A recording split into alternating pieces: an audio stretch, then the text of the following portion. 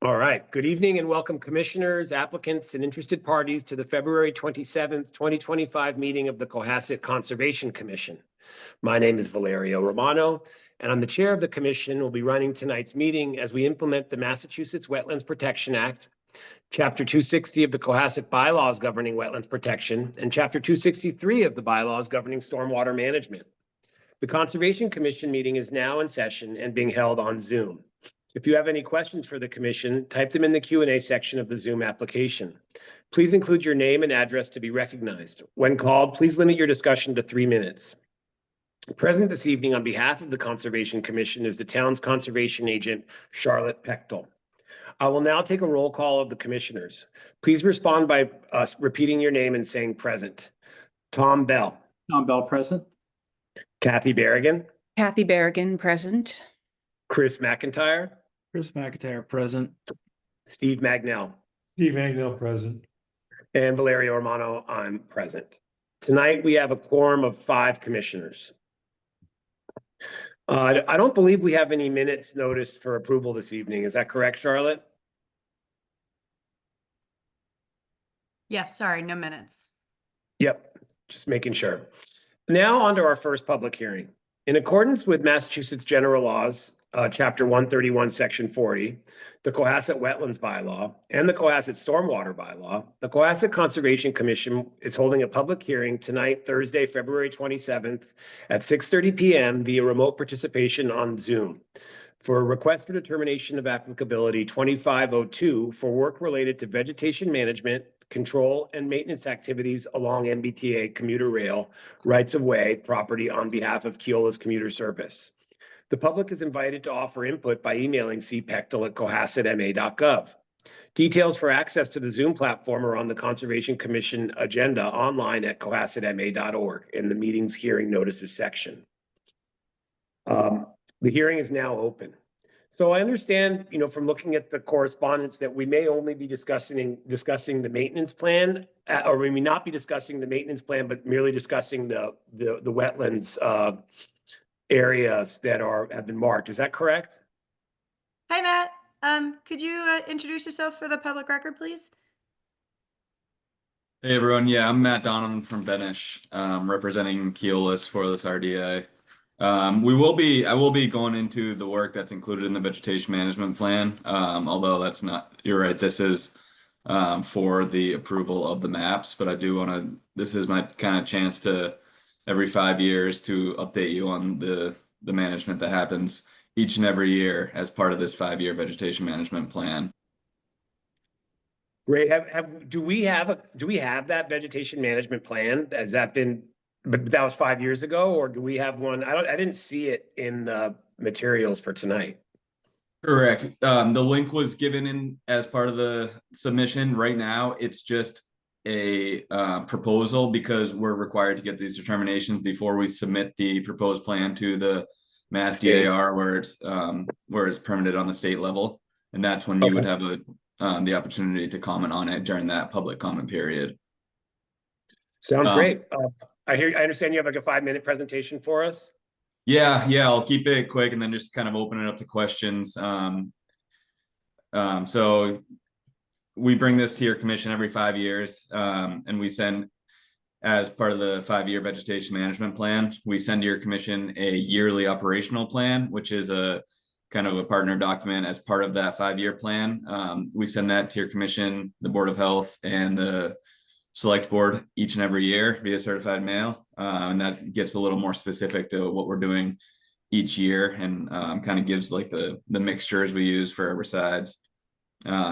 The vegetation management plan is designed to manage and control vegetation to keep the railroad operation safe, and regulations are in place to keep the sensitive areas protected throughout the duration of the plan.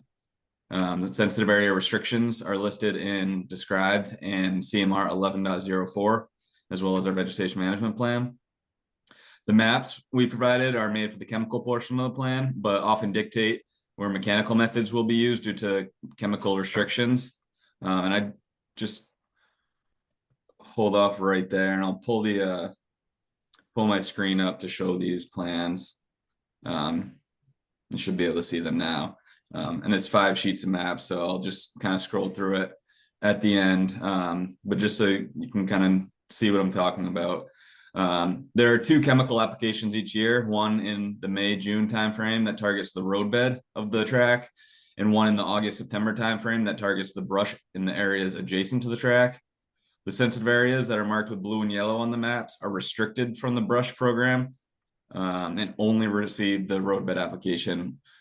The roadbed application is conducted with a truck that drives on the track and is equipped with nozzles on the backside of that truck located about 18 inches above the ground, and sprays a solution directly down on the track as it drives down the track. The truck also has booms that extend out to the shoulders to apply the solution to the shoulders of the roadbed up to 12 feet from the center of track. Whereas the brush program, which doesn't happen in these blue areas, spray the solution from way higher than the 18 inches off the ground and off like 25, 30 feet off the center of the track. But you won't have to worry about that because that won't be happening in any areas of your jurisdiction. It actually looks like it won't be happening in your town at all because your town is so restricted. So yeah, you only have sensitive blue and yellow zones in your town. So definitely no need to worry about the brush program. The certified applicator who drives the roadbed application truck is always accompanied by an environmental monitor, familiar with the site conditions and equipped with these maps, instructing their operator as necessary. The applicator has the ability to turn off the nozzles, or in many cases, just the side nozzles that apply the solution to the shoulders where it may be getting closer to the buffer zones of a sensitive area. The yellow zones typically don't receive any treatment. However, they may sometimes receive treatment just directly down onto the ties and not off into the shoulders. And that's done at the environmental monitors and applicators' discretion to keep it within the regulations. The blue zones typically represent being within 100 feet of a sensitive area, and these zones typically receive the full roadbed treatment.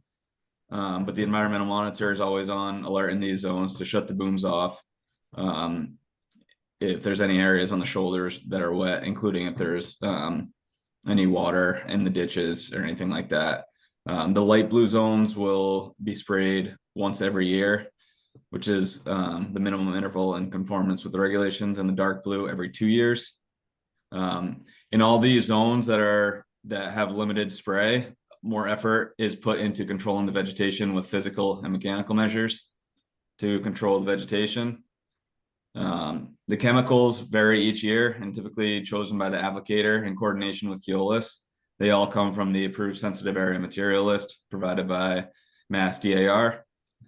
Each program, this specific solution is included in every year's yearly operational plan that we send to your commission. So yeah, now I can open it up to any questions. We are seeking a positive 2A and a negative determination as well. Last 5 years ago, your commission issued a -2 and a -5. But really either of those would be fine with the positive 2A. So any questions? Commissioner Bell. I don't have any questions. Commissioner Berrigan, No questions at the moment. Commissioner Magnell. Just one, does the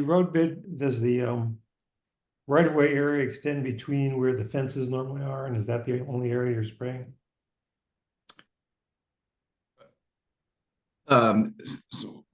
What fences are you talking about? Is there fences along? The fences that are along the tracks to keep people, animals, whatever out. So those would be areas off in the distance in Mhm. areas that I would consider adjacent to the roadbed. The roadbed is, when I say roadbed, I mean the actual structure of the track. So the roadbed is made up of just the ballasted areas, Okay. and the shoulders is where the ballast kind of slopes down a little bit, because these tracks are raised up with ballast and the ties sit on the ballast. So that's the most important part to keep. You really need a full eradication of any weeds and vegetation there. For you want to keep that structure in place free of organic matter, but also just like inspections. They do these inspections of the track every day, and you don't want any vegetation getting in the way to your site distance. Okay. That was But just, yeah, the fences would be off in the distance if there are any in this area. And they won't be, that will be controlled with just mechanical measures, if anything, because they're not able to do the brush program. gotcha. Commissioner McIntyre? I think that more or less answered my question. But I was curious what the if this maintenance plan had anything to do with the where it goes through the critical areas and there's like I don't know what they're called, but they're basically like passages underneath the tracks for turtles, I think, probably. Is there a maintenance schedule for that? I don't know if you know what I'm talking about. They're like kind of funnels that go under the tracks. Yeah, I've seen those. And I don't know if there's a specific maintenance plan other than the plan just to, I mean, if it's gonna affect the actual structure of the track at all, there would be a plan. I'm sure they keep those are there for a reason. So I'm sure they maintain culverts, and it's almost like a culvert kind of for like wildlife crossings or like turtle crossings. I don't know if there's a specific plan in writing to keep those free, but I can't imagine they would get so clogged that they wouldn't be like usable. Does that answer your question? Yeah, I mean, I'm just curious because I'm guessing there's not many opportunities that there's like a wildlife or scientists out there if that was something that they would make observations of while they're doing this, but maybe they're out there more than I know. But I guess that's just an opportunity, I guess, for them to make observations of those structures while they're there. So yeah, do you know if there are those in your town? Yeah, there are. There's Okay. they're definitely within the, I think the red hatched the NHES priority habitats, and I believe there's some at the Cohasset station as well. Right. Gotcha. Yeah, and just one thing to note that you just brought up is we do submit these maps to NHESP every year as well.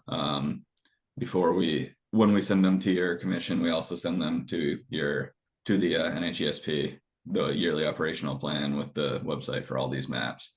So they're familiar with our vegetation management. And Matt, I did go to the Cohasset station to verify the wetlands that are on both sides of the tracks. There are what appear to be those wildlife passage areas, in the tracks, at least between walking the entire platform. There's at least 5 of them, and they definitely continue past the platform. Okay, yeah, no, that's good, and it makes sense too with all the. Mm-hmm. It looks like there is a lot of habitat and wetlands through your town, so it's definitely good to have those in there. Let me ask, when the maintenance plan gets submitted, or the vegetation management plan gets submitted, it goes to MDR, and then that's when we'll have the opportunity to comment on it. Is that right, Matt? That's right. Yes. And then during that comment period, do we have the opportunity to actually make any sort of like changes to it, or it's more just like perfunctory kind of? I mean, because I appreciate Chris's point, right? I mean, if you walk around the train tracks, you will see like, little nip bottles and Budweiser cans and whatever else like kind of strewn around. And then also, just with vegetation and whatnot getting in there, and maybe just spraying it wouldn't be enough if it's clogged with like, refuse or debris. And if this is the time when it really only happens every number of years where somebody's going to go through and really take a look, is there a way where we could say, hey, can you really look at this, to make sure these wildlife passages are being maintained? Because I don't think yeah. Is that something that we'd have the opportunity to request? Yeah, and I'm not sure. I don't know exactly how they handle requests and everything. But I do. It goes through the comment period, and then it goes to in front of a board of all these members. It's a committee that is made up of members from conservation commissions, DEP, DAR, and a bunch of different committees at the state and municipal levels. But another thing I could say is if there is anything in specifically, like you said, the trash, you can always, I've been working with Keolis for almost 10 years now as a consultant. So I'd be happy to pass off any requests to the environmental team at Keolis. If there's any litter, like you mentioned, or if there's specific turtle passages that you want to see, I don't know, pictures of, or to kind of get a confirmation that they're being maintained. Yeah, I mean, if it's something to make a note of, I mean, I wasn't trying to, and I'm not complaining about any specific trash at R, but just overall, if you ride the rail, you see that those kinds of things are there. So, and I thought Commissioner McIntyre brought up a pretty good point to protect the habitat and the passage there. So if there's a note and you can ask them, how do you guys deal with this issue? I mean, they were built for a reason, so presumably they'd be maintained for a reason. So if there's, if we want to get back to Charlotte with that, I'm sure that, the commission would appreciate it. I don't want to ignore that valuable comment. Yeah, that's actually a good point. I'll, within the vegetation management plan, there's an appendix for best management practices that Keolis has.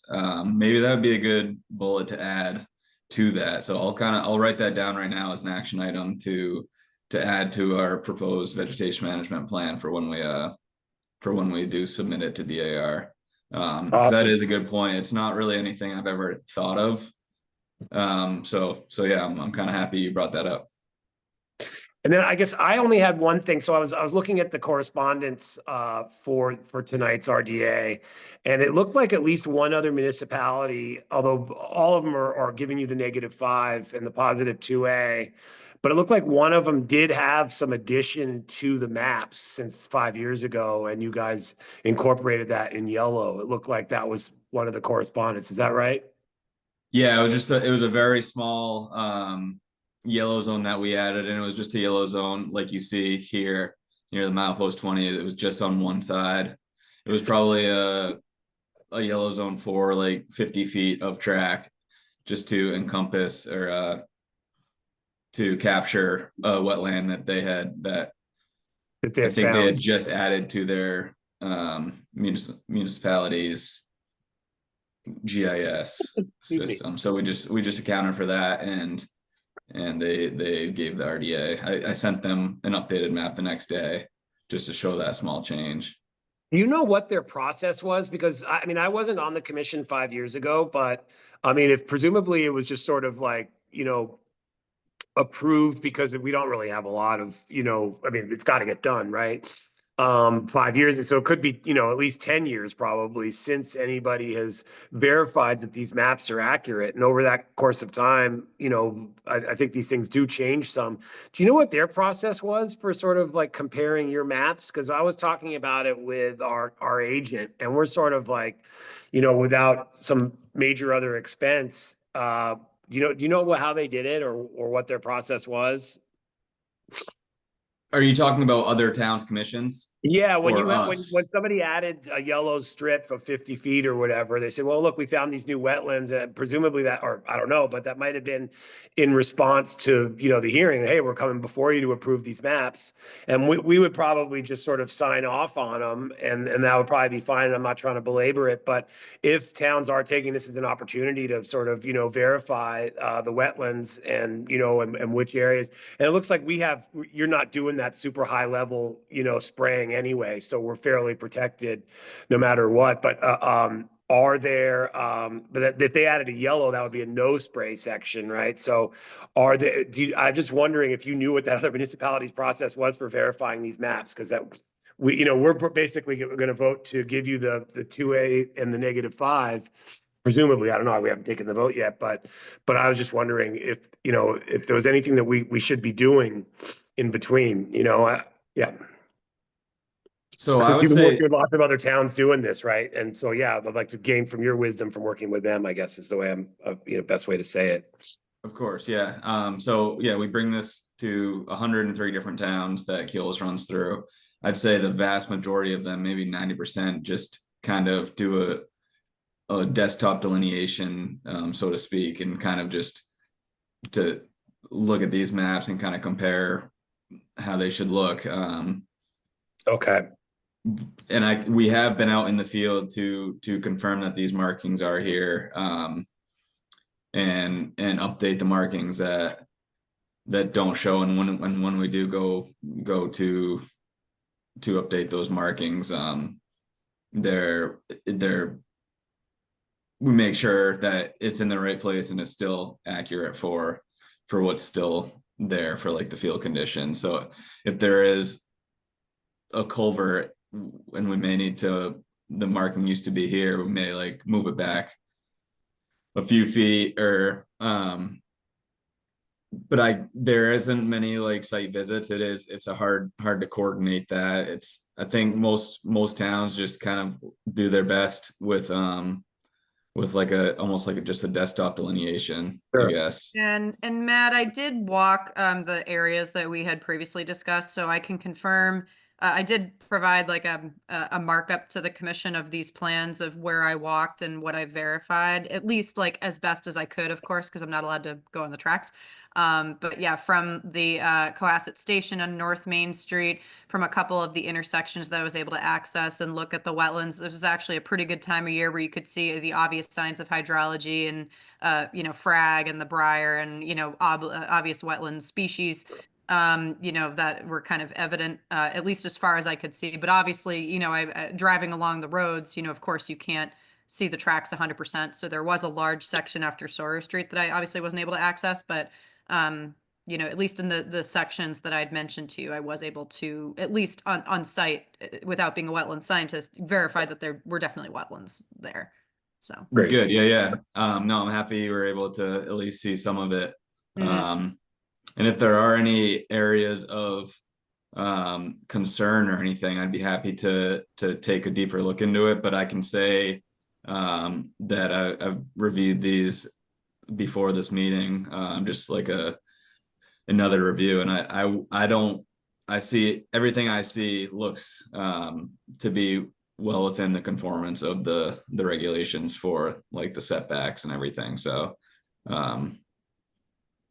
for yeah, like wetlands, this section here, I obviously, after Beechwood Street, of course, I could not access it. It's going obviously, okay. but that was the only area. And then the area between Sawyer and Beach, I was able to access a small point on Sestito Lane, but obviously there's not much access there either. But yeah, I would say these last two pages, this is where obviously in terms of access from the roads, I had the least amount of luck, but at least the Cohasset Station was definitely the easiest to see wetlands on both sides.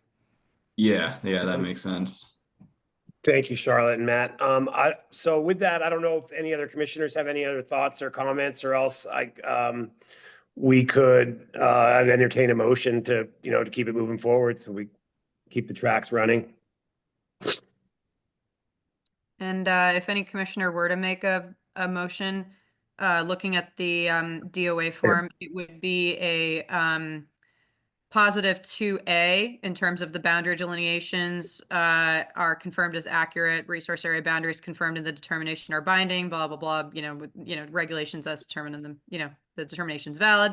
And then for the negative for the work, it would definitely be within resource areas and buffer zones. So I would even say -2, -3, and then -5 under the bylaw. So it's a coupled numbers: positive 2A. -2, -3, and -5. And Matt, do you agree with that? I know not you I would didn't. agree with that, and I would say it's -3, pretty but obviously- standard for what we've been seeing Okay. from other commissions. Yeah, because it's definitely happening in the buffer zones too. Right.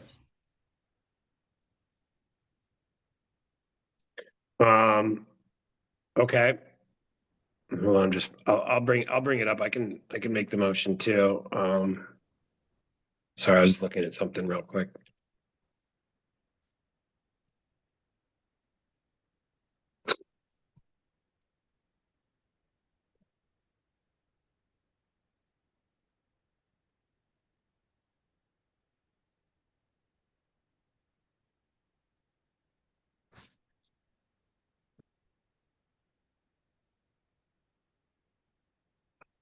Sorry, my computer's being weird tonight. I apologize.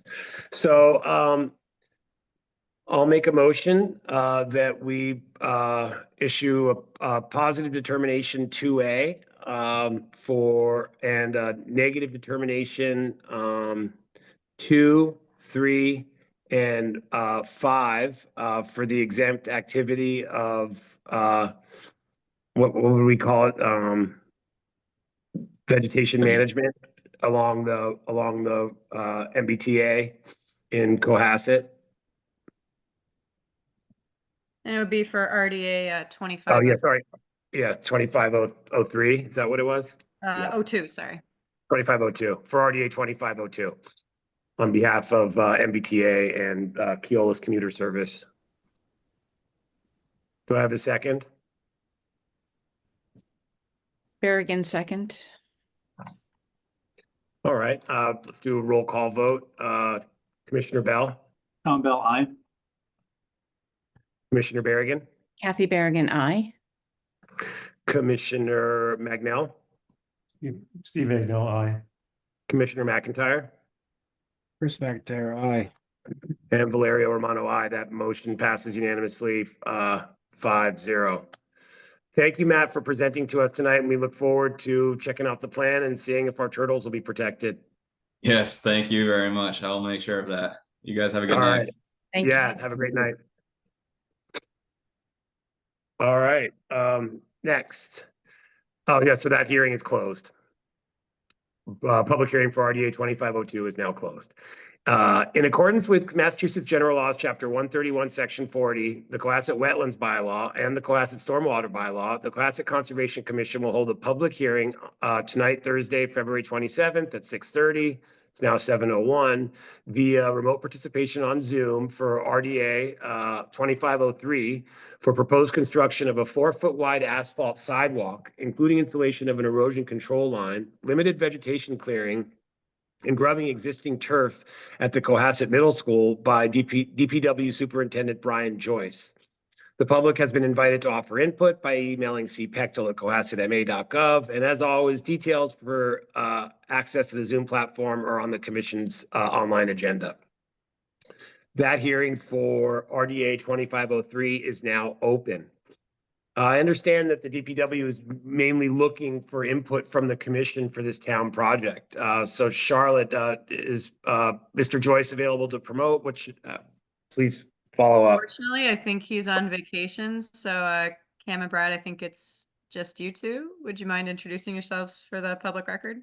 Yeah, excellent. Not a problem. So this is Cameron Larson with ECR. Also on the call with us is Brad Holmes from ECR. We're representing the town of Cohasset DPW to present this notice of intent to the commission tonight.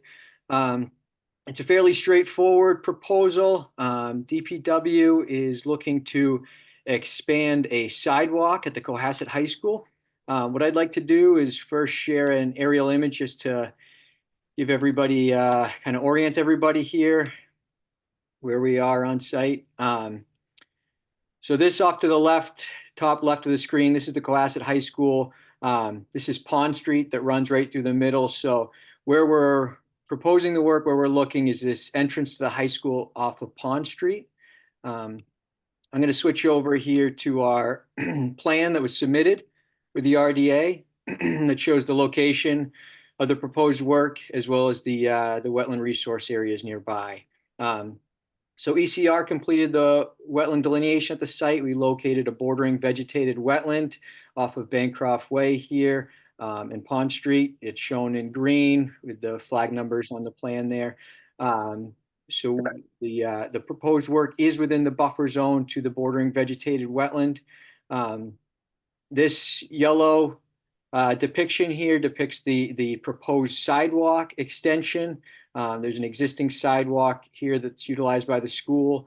and then an existing sidewalk along Pond Street. So essentially, this is going to provide safe access for the students to reach this sidewalk on Pond Street. I'm going to scroll up here just for a quick moment, just to show you some ground photos. I think that will help show you the area a little bit better. So this is the existing sidewalk utilized by the school looking toward Pond Street. So the extension will come from this sidewalk in the direction of Pond Street, just along the road shoulder. Here's a view looking now basically from Pond Street toward that sidewalk. So again, the location of the proposed sidewalk is right here. You can see it's already being heavily trafficked by students already. Just a quick photo of the nearby wetland that was delineated. And then here's that existing sidewalk along Pond Street where it will connect. So it's the proposal is for a 4-foot wide paved sidewalk. The intent again is to provide safe access for the students. There will be some minor vegetation removal within the vicinity or within the footprint. It's mostly lawn, and as you can kind of see, already dug up and dirt from students traversing over it. They may need to limb up some of the overhanging trees, just to allow safe, adequate access through the sidewalk.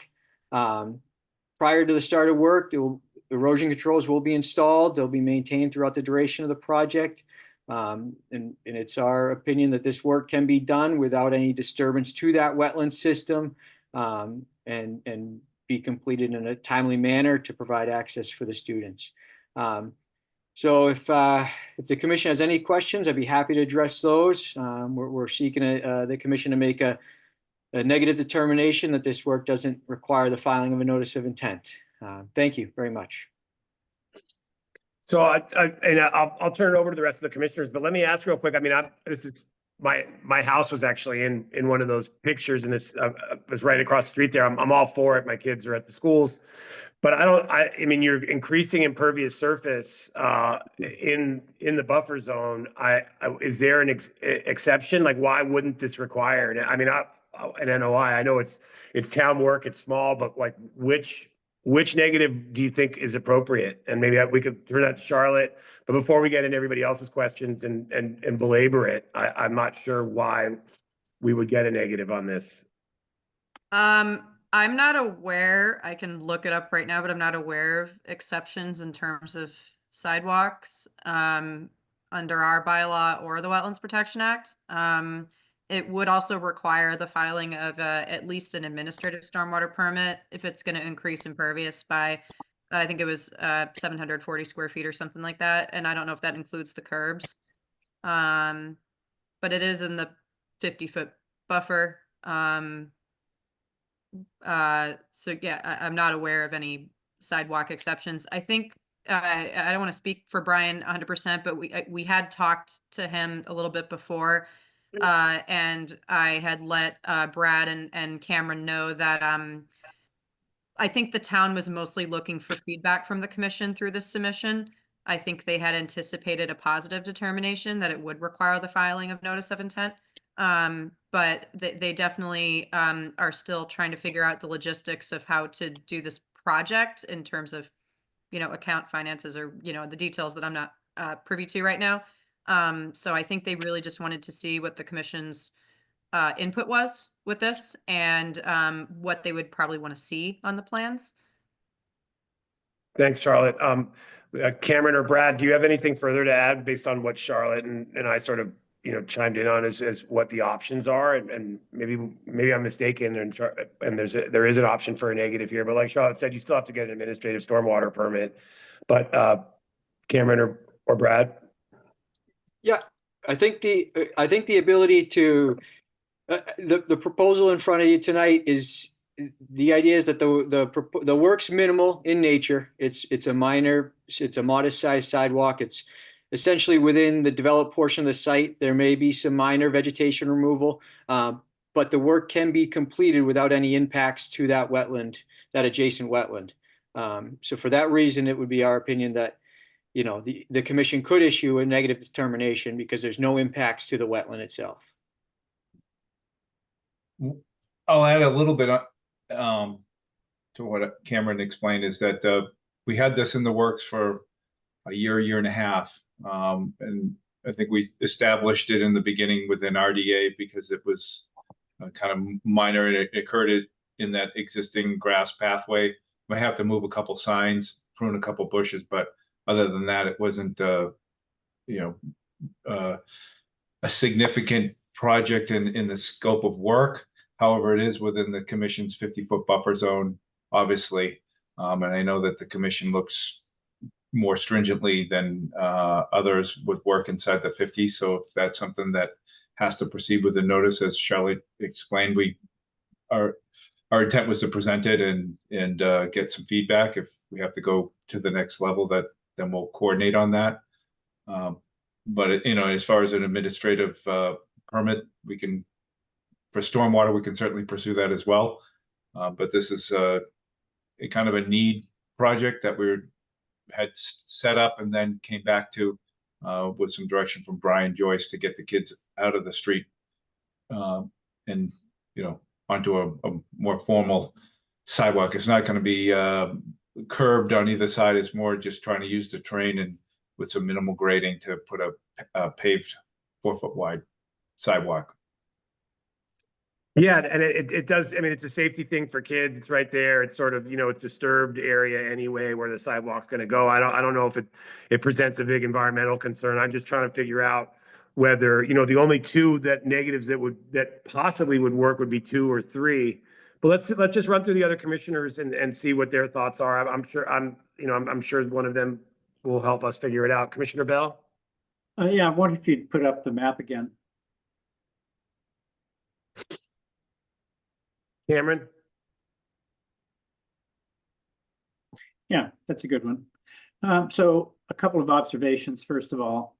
One is the existing sidewalk stops right where the 50-foot buffer essentially crosses the street there.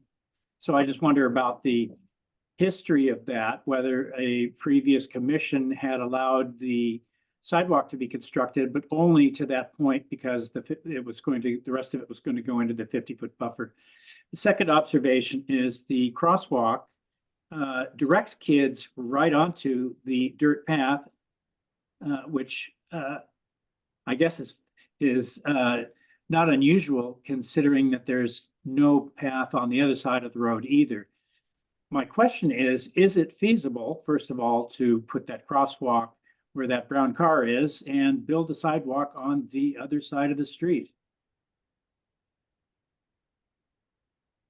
Maybe. I think there's street trees along that line There are. that need to be relocated. The location of the proposed sidewalk is, other than some signs there that could be adjusted, fairly bare.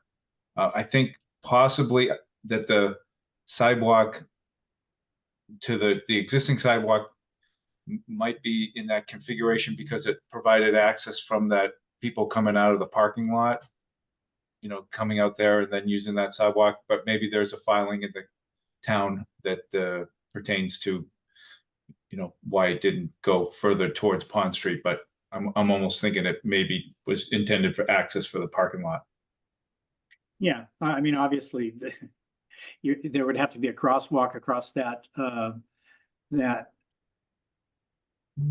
driveway or that connection to the parking lot, and then another crosswalk to connect to the sidewalk. So it certainly would be more complicated to do that. I'm just wondering, just some observations and wondering if there are alternatives here that are feasible or acceptable. I don't necessarily have any objections, but again, just wondering about alternatives.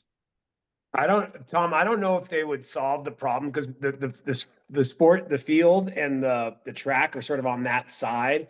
And so the issue is kids walk out from the track and they would just walk on that dirt anyway if they were going left on. They wouldn't cross the driveway and then go back across the driveway to get to their house if they live downtown or anywhere turning left, heading out of school. So they were just going to walk on that dirt anyway. I think might be the reason why the school wants to put the sidewalk there is to, I don't know, yeah.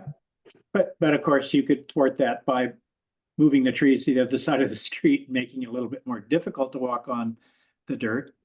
Yeah, yeah, Then into the road. yeah. Always a possibility. I suspect they walk on the road anyway when it's raining. You think they walk through the mud when it's raining? I doubt No. it. Tom, is it anything else? No, Commissioner Berrigan? Well, my thoughts go to the fact that this is a project that is a safety issue. So I'm okay with the way it's been proposed, unless we can come up with something else that would do this, solve the problem of having a safety, a sidewalk that could come from the school and go where it's supposed to go. I don't know how to do that, but I'd prefer if we didn't have to go here in the 50, but if there's nothing else, I'm okay with it because it's, in the end, it's a safety issue for the kids. So, Thank you, Kathy. Commissioner Magnell? One question, one observation. The drawing shows the path as being much narrower than the existing sidewalk. Is the existing sidewalk a 6-foot sidewalk?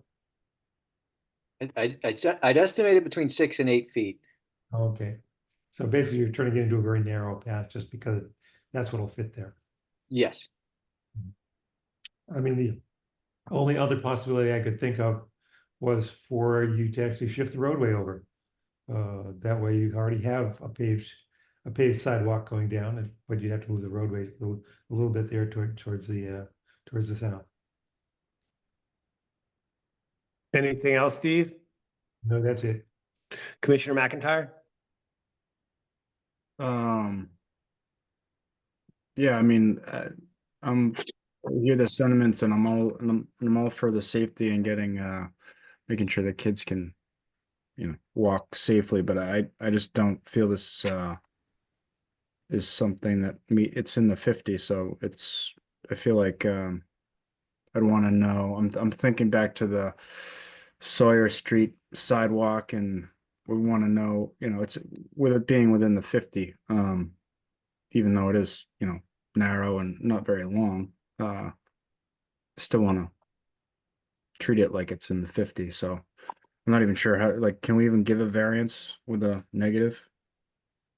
Or I guess we can, but Yeah, I think you can. It's the commission's discretion as long as the variance regulations are being if the commission feels that the project will not have an adverse impact and everything's been evaluated. Yeah, it's your discretion. I think it still warrants an NOI, just because, we'll probably want to see pervious pavement in there and know how they're treating it. Are they going to be, salting it as it's on a slope? So I think we'd still want to. I'm not in favor of a negative, I guess.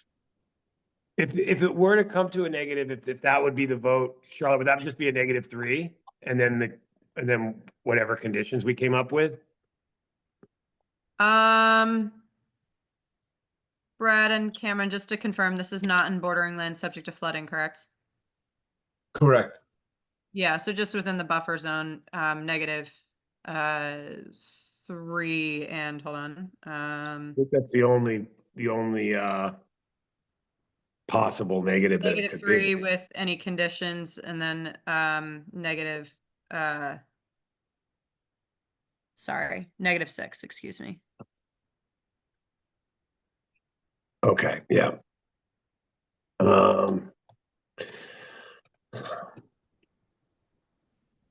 Yeah, I think what Commissioner McIntyre said towards the end there, Cameron and Brad, do you think, what if we made a condition now that, look, it's a school, it's a town project, it's a small drive, it's a small bit of sidewalk for the safety of middle school and high school kids going in and out of there, and actually also tons of other kids that go up to those fields during game days and whatever else. I think there's a boys basketball game tonight and girls tomorrow, I think maybe. I mean, there's a lot of stuff that's always going up and down there and people going in and out. So I think everybody's for the work, but I mean, is pervious pavement a condition that we could just impose right now that you guys would accept? I mean, it seems like there's a lot more thought that needs to go into it. I would like to try to work with you. I'm not, going through the rigmarole of a full NOI, but I sort of agree with Chris. We might be able to, sharpen this up and, given the fact that it is within the 50 and it's sort of our most cherished buffer, doing what we can to protect it. I'll jump in quick. I would think that if that's, that I think that's an acceptable condition, and that if the town of Cohasset couldn't live with that, then we would file a notice of intent for some other variation. Chris, would that satisfy your concern if we made a condition that it's pervious pavement that that does the sidewalk right now, and then gave them a -3 and a -6? Or would you think you'd like to see an NOI anyway? Which I hear you and I agree. I'm not trying to put you on the spot. I don't want to be like a stick in the mud, but it's like, it's not just in the 50, it's like right on top of it's like pretty much on top of the wetlands. And I hear what Tom's saying too. I mean, I could see them putting the sidewalk right there, like a very, they could build a great sidewalk on the other side, kind of. It wouldn't be used. I mean, if it was on the other side. They could fence it off where they're going now, add some trees, even give that piece of lawn back to the buffer zone, and then just, and what I mean by that is like, just kind of go through the same process that we would for anyone else to show that we've looked at alternatives and that this is like 100% the best way about this. You can see in the top photo here that other side of the road. I can't say for sure, but I do remember recalling seeing the kind of grade on that side. It may be kind of, the grades might not be great, at least along a portion of it for that sidewalk. They may be excavating into that a little bit. Just, I don't know if that alternative was considered or not. But I think you're right. I think the kids are going to kind of stick to the side that they're on right now. I mean, maybe the pervious material, condition it that way. I mean, there may also be a way where the town can build it so it kind of pitches towards the street anyway. So it's got a slight, pitch to it that is away from the wetland, just enough to, any stormwater flow is going to collect, along the roadway. Sorry, Yeah, to you still interrupt you, Cameron. Mr. Chair, we did have a hand raised in the audience. Do you want me to promote them Yeah. now a little bit? Now seems like a good time, unless Brad or Cameron have something else, and I'll give the other commissioners another chance to speak up. I mean, yeah, now seems like a good time. Thanks, Charlotte. Okay.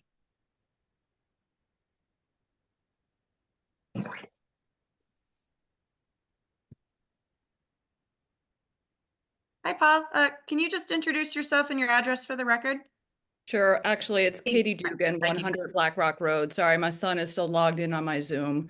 So I just wanted to point out the point that was just made in terms of the grade on the other side. You can see that retaining wall that is on the left side of the entrance, and it's quite high in terms of like what is being held back there. So I do think that if you are going to look at other options or ask the schools to look at other options, you're really going to have to get into a grade conversation because that retaining wall is there for a reason. Thank you, Ms. Dugan. Do any other commissioners have anything else?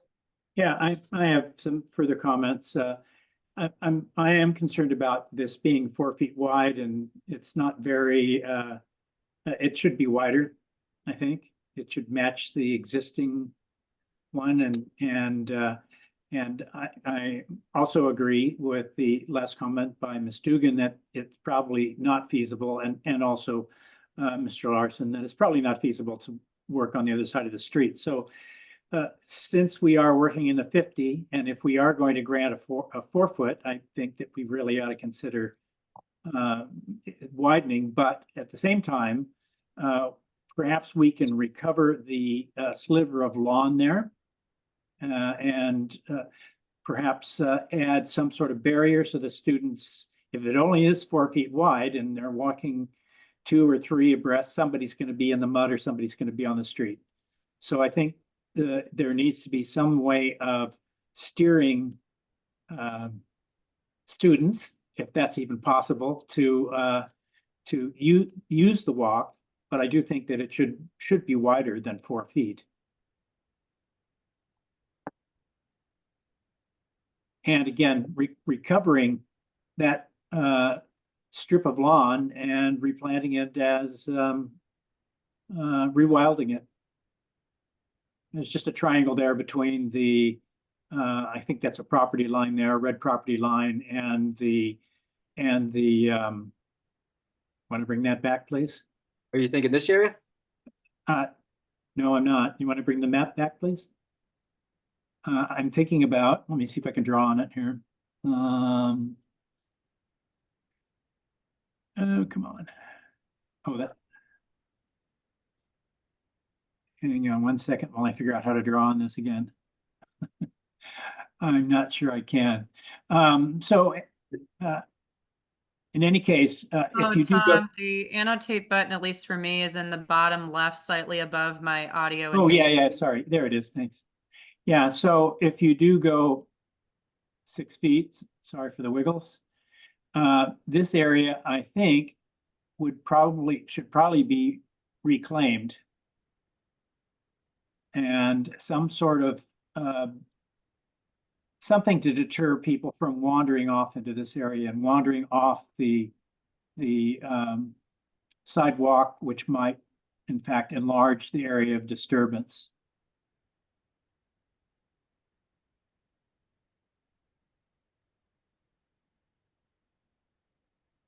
I think a row of native plantings would probably be in order to accomplish that, to direct them to maintain on the sidewalk.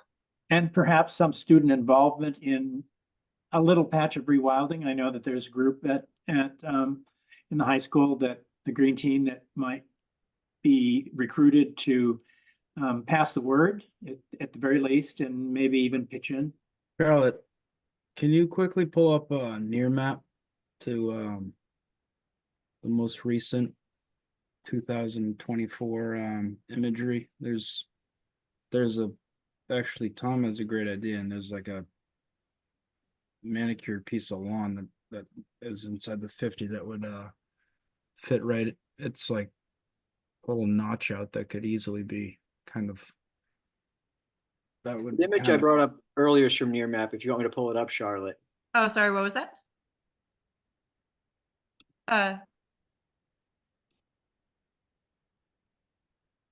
This is some Near Map imagery. Was there a specific area you were? Yeah, you want to zoom in? October 12th, 2024, just is more in bloom, and it kind of it sticks out more. It's very obvious, the piece that what's lawn already, which I just kind of illustrates a location, because a lot of that area that Tom had shown seems to be pretty much vegetated already. I don't know, there was a view that we saw of a picture where the sidewalk ended. And yeah, you can see quite a lot of lawn there that could be converted. In fact, anything within the 50 there, if that were converted, that would be beneficial, particularly since you're removing some vegetation from the 50 to put this sidewalk in. And again, I think a 6-foot sidewalk, or a sidewalk that's consistent with the existing sidewalk, is probably better than a 4-foot one. And some remediation in there to reclaim whatever's in the 50.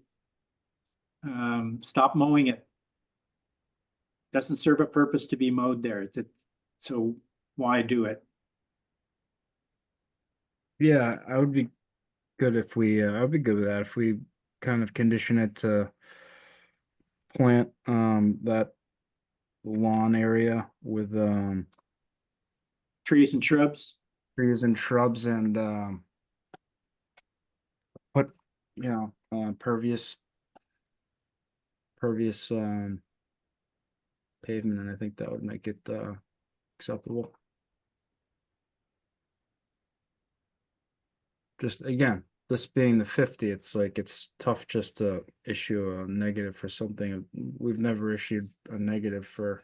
Yeah, I something sort of think that we do need to go in NOI, because if there is remediation that's required here, and you do want to encroach 2 more feet into the 50, which I think from a we've talked a bit about safety, but from a safety standpoint, it makes sense to have a wider sidewalk. It's got to be a 2-way sidewalk here. If it's only 4 feet wide, there's bound to be times when some are walking up the hill and others walking down the hill. Somebody's got to step into the street or off into the mud or whatever. And I think it just makes sense. It makes sense to me, maybe it's the way to put it.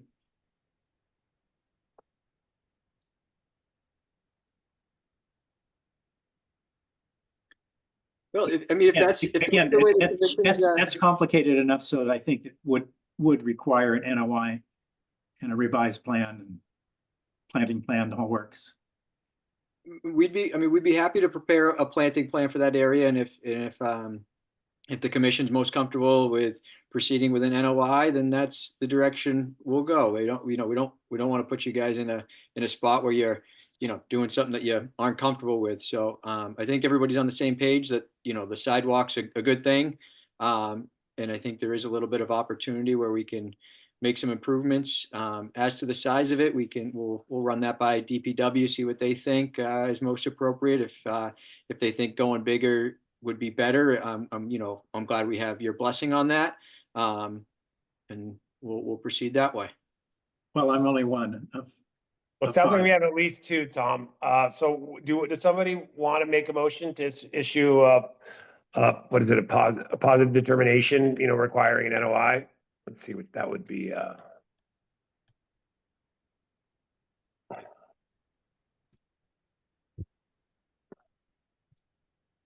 Any numbers involved in that? It would be +3, right? I think it would be +4. If it's only in a 4. buffer zone, yeah, the work Oh, is yeah. within a buffer, will alter area subject, yeah, so +4 and a +4, yeah. So- +5 as well. It's subject to review and approval by the bylaws as well. Okay, so I move that we issue a +4 and 5 for RDA 25-3. Cohasset Middle School. Any second? Second. Roll call vote. Commissioner Bell, Tom Bell, aye.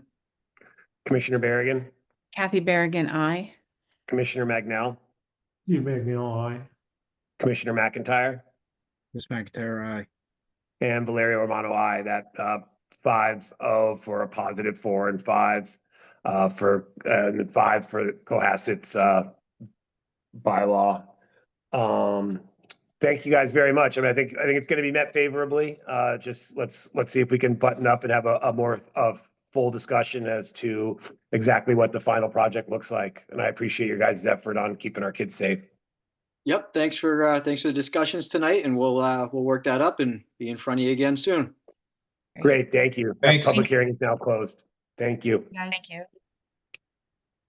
All right, let's see what we got next going on. 1 second, guys. Next, we have a continued public hearing for RDA 2501 from February 6th for the removal of disease, damage, and invasive trees at 7 Lothrop Lane. I know that since the last hearing, I think we did get a report confirming that these trees pose a risk and are either invasive or diseased. I know Mr. Caitlin had indicated sometime at the last hearing that he was willing to plant some trees to replace these. given that they pretty much have to go anyway. This whole area is subject to our jurisdiction. I think that was another question. Isn't that right, Charlotte? Correct, And- yes, at least from the previous notice of intent filing from I think it was 1999. It does show that pretty much all three of those properties, 7, 11, and 17, are within the floodplain. The elevation on the plans was marked for the floodplain as 11, and so a lot of the areas on the parcels were below that. There weren't any clear wetlands delineations of that wet area that Mr. Catlin is referencing, closest to where that cluster of elm and ash trees are. So I didn't see any wetland delineations in that area, although it is, you can see it from the plans. It is a low-lying area, but it wasn't delineated as a wetland back then. So we're really just dealing with bordering land subject to flooding, land subject to coastal storm flowage in terms of the floodplain. Okay, thanks, Charlotte. So, I know Mr. Catlin had offered to plant some trees. I really appreciate his offer. I don't know. Let's see what, if there's any other thoughts from the commissioners but actually, Mr. Catlin, are you available? Yeah, I'm right here. Oh, great. Thank you. So did you have any further ideas as to what you wanted to plant to put back? I think we talked last time. I had looked at the list you guys had. I talked about the juniper and or the birch, depending on what would do best in that kind of soil condition. Charlotte had provided me with a list of plantings, so Okay. that was. Commissioner Bell, did you have any other thoughts? No, I felt that the justification for removal was good. Same. Commissioner Berrigan? Yes, I agree. I think it's warranted to remove those trees. Commissioner Magnell? I do as well. Thank you. Commissioner McIntyre? Yeah, no, I'm good with removal. Just curious what the replacement count was gonna be, like 1 for 1, 2 for 2. What's our that was the only thing I was curious about. I mean, they all sort of need to go because either diseased or invasive. So I'm fairly flexible on what the count would be, unless any member of the commission feels strongly one way or the other. I'd let Mr. Catlin tell us what how many he would like to put back, sort of at a minimum number, and then after that have him allowed to work with Charlotte. Yeah, go ahead. Sorry, Chris. Replacement. I agree with you. Whatever needs to go. Just was like, what's our kind of expectation for? Are we expecting 1 to 1 or what? I mean, Mr. Catlin, what were your thoughts? I'm pretty flexible. So even if what is it, 7 or 8 coming out? Sorry. Well, there's the 5, at least 5 of the Bradfords, which were planted when the house was renovated. They were supposed to look nice and all that stuff. So I think Yeah, it's it was really. 5 Bradford pears. What's that? And then Sorry, Tony, it was 5 Bradford pears, and then Yeah. it was 2 elms and 1 double leading ash that's growing into one of the other diseased elms. Right. So I think the plan was to, like I talked about, going along the fence line. I think ideally I'd like to do something that, is visually pleasing and actually, works for the board. So I don't have a count. If I went with like all junipers and you go with the ones that kind of grow straighter up, I just want to be cognizant that they don't grow into each other. But so I don't have an architectural plan, but if it was like the junipers growing straight up, I could see probably 4 to 5 on the one side and 2 to 3 on the other side. If we go to the sort of alternate beach, again, I don't have a plan, but I'm not, it's not like I'm gonna just drop one little puny thing in there. It's so. What if we allowed Mr. Catlin and Charlotte to sort of figure out the rest, but had a minimum of 4 replacement trees after these come out. What do the other commissioners have any thoughts on that? We're not within the, yeah, go ahead. Commissioner Bell, do you have any thoughts? You were gonna say we're not within the 50, is that? Yeah, exactly. I mean, it's a floodplain, right? So we're not within the 50 or the, or the 100 exactly, like we would be from a wetland where we've been sort of sticking to the 1-to-1 or 2-to-1, so I'm much more flexible, particularly Mr. Catlin coming to us very open, like, hey, I want to take these out. They need to go, and I'm gonna plant some new ones, so I'd give them some leeway and let them work with Charlotte as long as we just give them a minimum number. Yeah, I'd agree with that, and I'd be inclined to say that the number is less important than how they fill out. And I think Mr. Catlin's already thinking about that. You don't want to plant them too close together. And if we specify that depending on species, if we specify 5 trees and we're crowding them, that doesn't make very much sense to me. You've got to allow for them to develop a proper canopy and not be too close together. So I think my instinct would say let's go with as many trees as it takes to fill the space and not specify a number. I think it should be justified by saying I'm planting this many trees because the guidance is they need to be 5 feet apart or 10 feet apart or whatever it is. I mean, I like trees and I like that type of stuff. So I don't want to have a barren yard.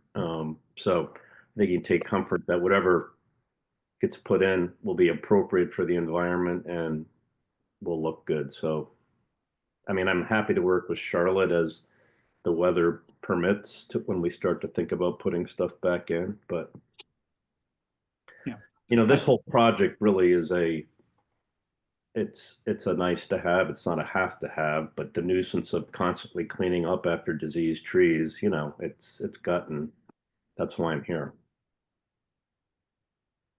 So I'm good with you and Charlotte conferring and arriving at something that's appropriate. Do any other commissioners have any thoughts or comments on that as a solution? I know, Chris, you were looking for a number. Well, I'm just wary of, if it is in our jurisdiction and if it's outside the 100, I mean, I guess it's not, there's no real precedent for it, but, and I get the argument or the, the point, that the number may not necessarily make sense, but,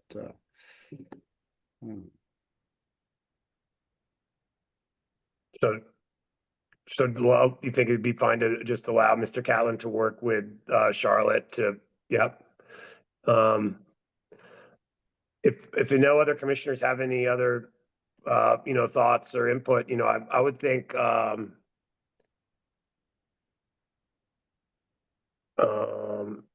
is this a -2, Charlotte? Yeah, the awkward part is like the there's no space to put in a condition, so you could probably issue a -2 and a -6 with the acknowledgement that, Mr. Catlin and myself will work together to replace the diseased and hazardous trees with native species, anywhere within the floodplain on the property, to the maximum extent practicable or something like that. Like, it As would the be agent, kind of an as the agent acknowledgement, and the property owner deem appropriate. Yeah. Fine with me. I don't even know if we need maximum extent language. I'll make the motion to issue a -2 and a -6 for RDA 2501, with the acknowledgement that the property owner and the agent work together to on a satisfactory planting plan to replace trees as the agent and the property owner deem appropriate. Do I have a second? Tom Bell, second. Okay, let's do a roll call vote. Commissioner Bell, Tom Bell, aye. Commissioner Berrigan, Kathy Berrigan, aye. Commissioner Magnell, Steve Magnell, aye. Commissioner McIntyre, Chris McIntyre, aye. And Valerio Romano, aye. So that's 5-0 for a -2 and a -5. And the public hearing is now closed. Thank you, everyone. Yeah, thank you.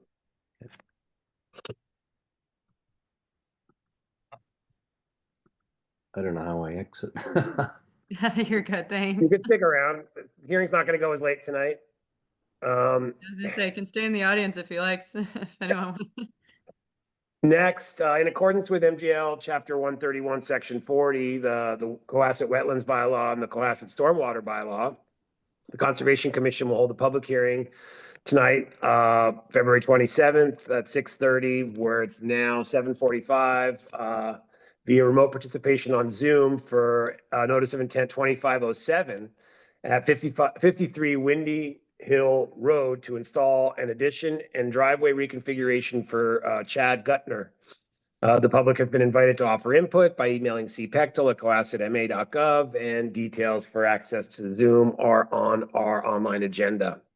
The public hearing is now open. So I understand that we're still waiting on some plans, and the applicant maybe, wanted to get some feedback from the commission, but there's no, we expect to continue this almost no matter what. Is that right, Charlotte? Yes, Jed, do you still agree with that? Good evening. Yes, Jed Hanna with Atlantic Coast Engineering. I agree. Great. So, Chad, do you want to give us a presentation? Let's try to make it as, just because we're going to definitely have a more thorough discussion once all the materials are in front of us. If we could do what we can quickly to get you, any feedback that's specific for what you're hoping to hear from us and where you want us to fill in any gaps, we'll do our best to do so. But let's see if we could sort of expedite it or just make it quick, because we are, we're going to be doing another longer public hearing on this at some point. Yeah, and I'll just say for the public record as well, we have, Kelly Dunn, who's the applicant and owner, Jed Hannon, as you mentioned, from Atlantic Coast Engineering, and Cameron Larson and Brad Holmes from ECR. Hi, everyone. Awesome. Jed, do you want to share your screen, or Cameron, do you want to share your screen? Whoever wants to go first. I think Jed's going to give us an introduction here. Okay. I don't know if his screen is frozen, but. Oh, he does look frozen. Pretty good frozen. Okay. So as was just described in the subject of the notice of intent, this is a proposed addition to an existing single-family dwelling, a driveway reconfiguration, and then there's an existing deck in the rear that the owners would like to enclose. The resource areas we're dealing with here, and Cam will kind of dive into this a little bit later, is that we're in the 100-foot BVW.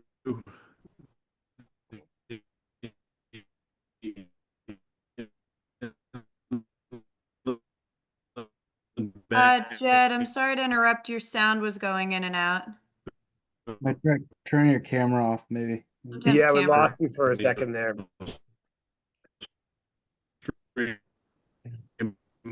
200-foot riverfront area, and subject to flooding.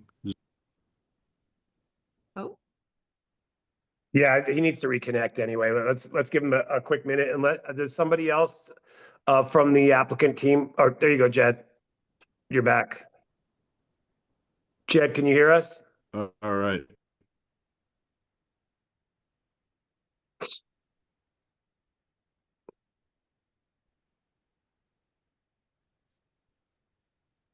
I don't know if anyone else from the applicant team wants to. Oh, it looks like he's screen sharing. Jed, we Can didn't everybody hear me anything. okay? yeah. Now sorry, we Jed, can. Your sound was going in and out. Okay. Do you want to start over, Jed? Yeah, sure. Did everybody hear the resource areas I described? No, sorry. Okay. I don't know what's going on with the technology. Usually it works fine, but okay. So the resource areas are within the 100-foot BVW, inland bank to perennial stream, 200-foot riverfront area, land subject to flooding, zone A, and the wetlands delineation was done by ECR. Does everybody hear me okay? Yes. Okay, great. So what we're looking at here, gray is the existing dwelling, and the pink color on the left side is the it's an existing porch that the owners would like to enclose. And then on the right side, it's essentially like a bump out with a proposed garage in addition on the right. I'm just going to scroll down so you have an idea of what it looks like. This is what it looks like in elevation view. Does that make sense? Mm-hmm. Okay. In terms of the site plan, it's really kind of a mirror image. You can see in pink all the proposed addition areas. Can everybody see that? I can Yep. zoom in a little more. So the pink hatched areas are the proposed addition areas. I'm just going to scroll down here and talk about lot coverage, pervious, impervious, and stuff like that. We have been in touch and spoke with both John Hallen, ZBA, and planning staff. We do not have to file large home review, and there is no ZBA relief needed. And we have written direction on that from the town. So at this point, it's conservation. So when you sum up the proposed addition area and the reconfiguration of the driveway, if you look in the bottom left, the net increase in impervious is 665 square feet, which you can see right here. Can everybody see that? Okay.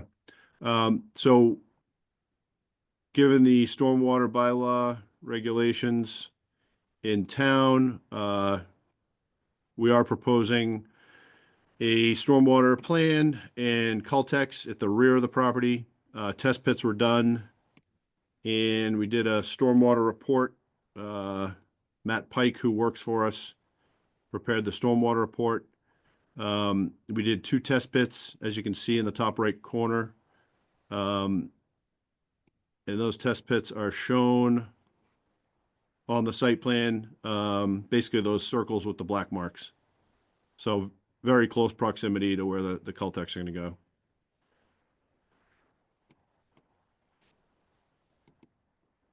go. Cam Larson, are you there?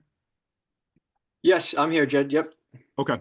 So, Cam, if you could just kind of talk through the riverfront area and the mitigation that's required as a result of the riverfront area and the regulations and bylaws. Thank you. Sure. So, since we are, this proposed project does propose work within the riverfront area, and it is redevelopment, we're held to the redevelopment standards for work within a riverfront. So what ECR did, we use Jed's calculations of the increase in impervious, essentially the increase in degraded riverfront is what it's referred to in the regulations, to come up with a number of required mitigation. So the riverfront redevelopment standards require mitigation to be provided at a 2-to-1 ratio as compared to the increase in degraded area. So that 2-to-1 ratio comes out to a total of 1,360 square feet of mitigation. So what we're looking at here is where we've cited the mitigation and the proposed methodology for that. We have a strip to the rear of the property that's right along the between an existing fence and the BVW line. That's about 900 square feet of mitigation. It's sort of sparsely vegetated right now, that area. So we're proposing to go in there and install new plantings, a mix of new saplings, new shrubs. We've also spec'd out the removal of any invasives in that area. If there are any, we can remove those and then follow up with the plantings. Then the remaining about 460 square feet will be along the north side of that shed, where we'll remove a portion of the existing lawn and convert that to a natively vegetated buffer with a mix of shrubs and saplings. That exposed soil in that area will all be seeded with a native mix that's been spec'd out on the plan. What we've called for at this point is to utilize the approved Cohasset plant list from your website. So we haven't spec'd out specific species. We were hoping to be able to give the property owner, the opportunity to choose from that list. But we did spec out the specific quantity of saplings and shrubs, which is all based on spacing guidance from DEP. So they'll be held to that number of saplings and shrubs, but gives them a little leeway in terms of species. I did get a chance to run this by Charlotte earlier today. We all understand that this is going to be continued, so hoping to set up a site visit with Charlotte to maybe walk the site with her so she can get a feel for where we're proposing these mitigation efforts, and answer any questions about it. But that kind of summarizes our mitigation at this point. All right, thanks, Kim. Just a couple other comments. So as you can see on the drawing here, we have the erosion controls detail with the mulch sock.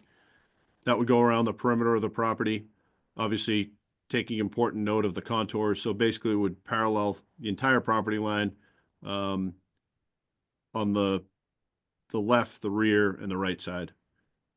In terms of like construction protocols and where the laydown area is, this is a fairly simple project, right? It's not new construction of a 5,000 square foot home. It's an addition to an existing structure. So the laydown area would literally be the driveway. I know Charlotte had some questions on, construction entrance and such. As far as I know, the home would be occupied during the construction. The laydown area would be the driveway. So we don't need to, impact the existing yard or anything like that.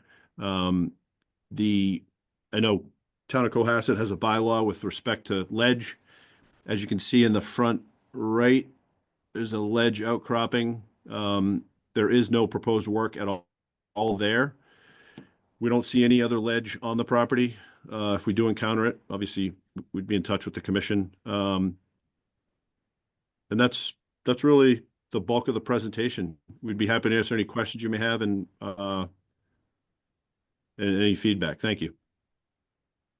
Jed, Cameron, were there any areas of concern that you were hoping that the commission might weigh in on? Any parts that you're like, oh, this might be tricky? What are their thoughts here or there?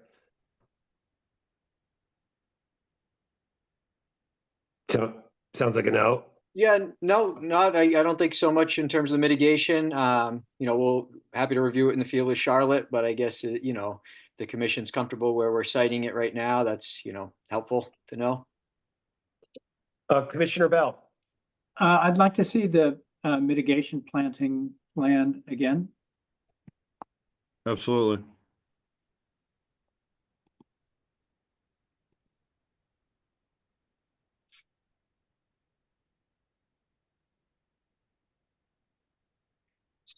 Can you see that okay? Yeah. I can zoom in if needed. So I guess I have a question of why you're going to put that row of the proposed saplings and erosion control. Why are you doing that on the outside of the arborvitae row? That looks like it's undisturbed, at least on their map. That looks like undisturbed riverfront area to me. That area is undisturbed, so that's an area basically between the developed portion of the property and the wetland. We looked at it. It's it's not densely vegetated in the understory by any means. I mean, there's a mature tree canopy throughout the whole rear of the site there. But we felt that there was some opportunity right there up along that wetland edge to create some enhancements, nearest that river as possible. Well, I'd just say that kind of looks like landscaping to me in the riverfront, and there's already native plants there. And so I would question why we would allow what would essentially be a further disturbance of what's already native there. Yeah, Tom, that's kind of why I requested to maybe go out in the field with Cameron, because typically in terms of the redevelopment standards, you want to try and restore or mitigate as close to the river's edge as you possibly can. So we did kind of look at that with those regulations in mind, but obviously if the area back there is pretty much all native species, maybe it doesn't need to be enhanced. So yeah, definitely this was kind of a rough draft pending a site visit, but we were trying to stick with the redevelopment regulations to restore the area as close to the resource as possible. Yeah, and Charlotte. on that note, regarding the comment about, invasive species, I think we'd want to know what the plan is for that, depending on what species are there. We'll certainly take a closer look at that with Charlotte. I'll be honest, I don't think it's a serious infestation back there, because at first glance, they didn't jump out at me. We simply included it in this proposal to in case there are some invasives back there.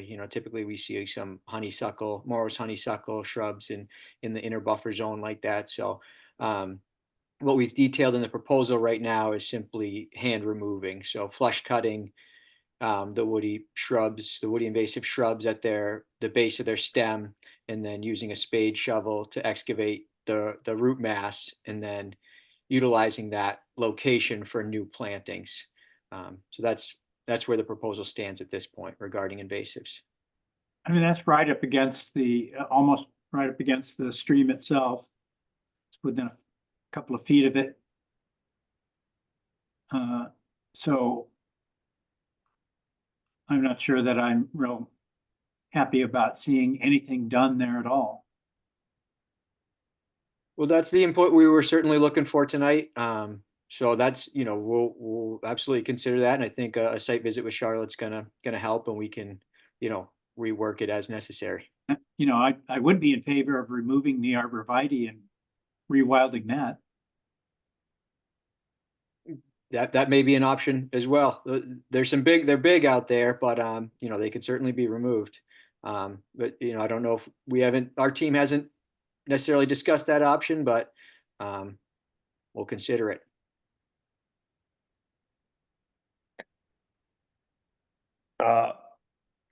Commissioner Berrigan, No, I don't have any questions or comments. Commissioner Magnell, I don't have too much, because the revegetation is because it's in the riverfront. Otherwise, the places that they are replacing are all either lawn or low growing ground cover. So there's really nothing that's being disturbed that isn't already a disturbance. If you look at I think I was looking at the same pictures that Tom may have been, in the area behind the arborvitae is in places pretty bare. It looks like there's a fair number of down trees back there that fell over because it's probably quite wet and quite shallow.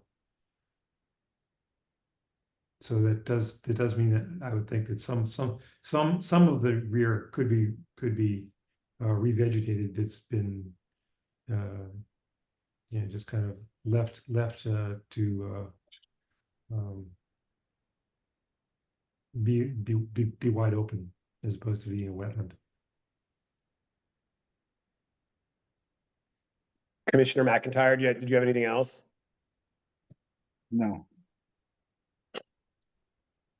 So yeah, I don't really have anything addition. I mean, I think, cognizant of Commissioner Bell's comment, let's not use redevelopment as an excuse to landscape, but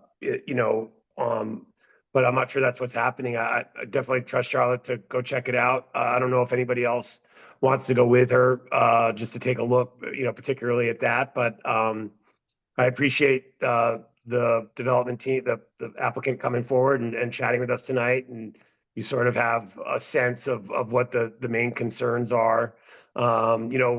If all the construction materials and debris and whatnot are going to be in the driveway, or I don't know if trucks are going to be able to get in and out and whatnot, but if it's all going to be in the driveway, we can leave it at that, and I wouldn't worry too much about it. And that's all outside the 100 anyway. So I'm not as concerned with that. But I think you get the sort of sense of where the commission's coming from with the main concerns we have, which looks like, you know, the efforts at replanting all the way, you know, basically near the vegetated wetlands. So I don't know if anybody else has anything else, any other 2 cents we can leave the applicant with. Otherwise, you know, we appreciate you coming tonight. Oh, I had another question. It looked like in the NOI, there was you know, and there's definitely a request for stormwater, but there isn't a stormwater permit application in front of us right now. Is it because the number's so low, it's gonna be purely administrative, or what am I missing there? And I apologize for. Yes, sorry, Mr. Chair. Yes, there is an administrative stormwater permit that was submitted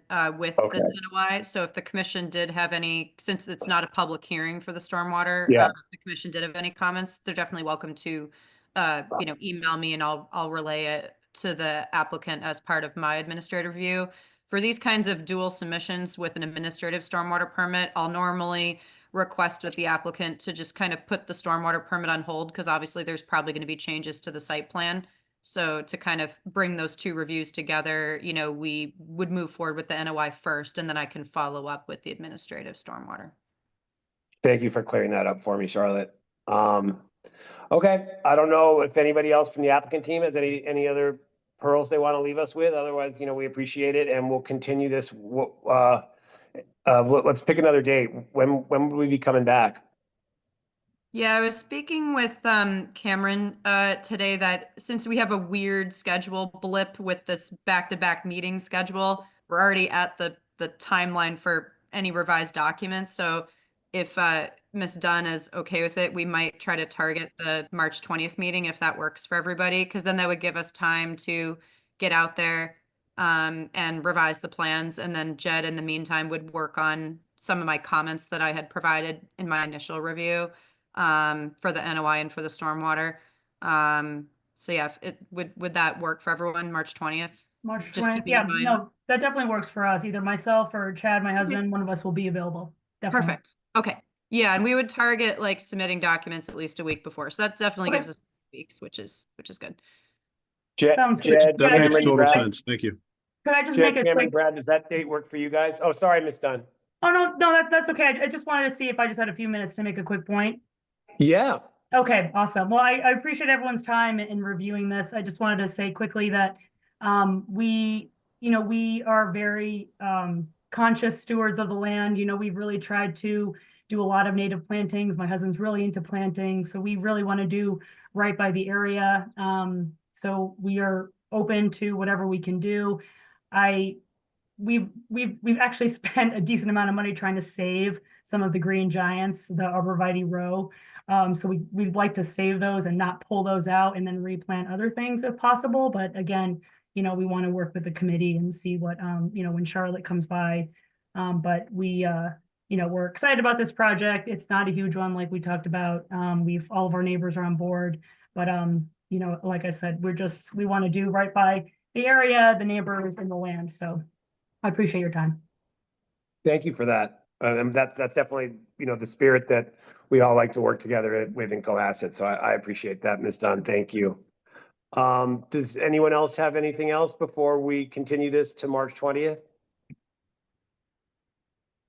Well, thank you all very much for your time tonight, and we will see you on March 20th. That's good. Thank you. Great. Thank you for all the information. Look Thank you, forward to Commissioner. it. Have a great Take night. care, guys. Good night. Thanks. Bye-bye. All right, let me take a look.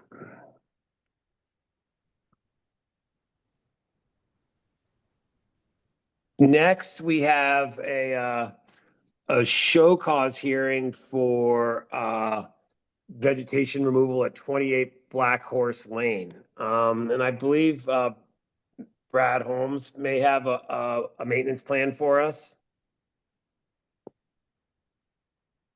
Hi, Cameron. I think I lost Brad. Is he Brad passing may have through? jumped off. I'm gonna handle this Oh. one.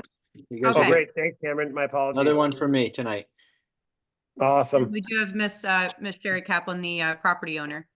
Yes, thanks for Hello, promoting. Ms. Kaplan. Let's see, here are my paperwork here. I'll pull up our plan here. So this ECR was brought in to prepare or evaluate the site and then prepare a restoration plan as a result of an enforcement order that was issued by the commission for 28 Black Horse Lane here. So here's the property front and center. There's a driveway that runs along this west portion of the site, and then beyond that driveway, ECR delineated the limits of a salt marsh, shown in blue, with the 50 and 100-foot buffers that extend over a portion of the site. So the area of alteration was this area between the marsh and the existing driveway here. The limit of that is shown by this red dashed line. I will switch over real quick here because Charlotte had provided a pretty good photo. So this was from the enforcement order. So this showed. Sorry, Cameron. It was just a violation notice for now with a cease and desist and a show cause. So not an official enforcement order yet. But Okay. Sorry. Thanks for clarifying that. So the violation notice, anyways, here's a good photo of that area that shows essentially the alteration of that area. It's just off the shoulder of the driveway.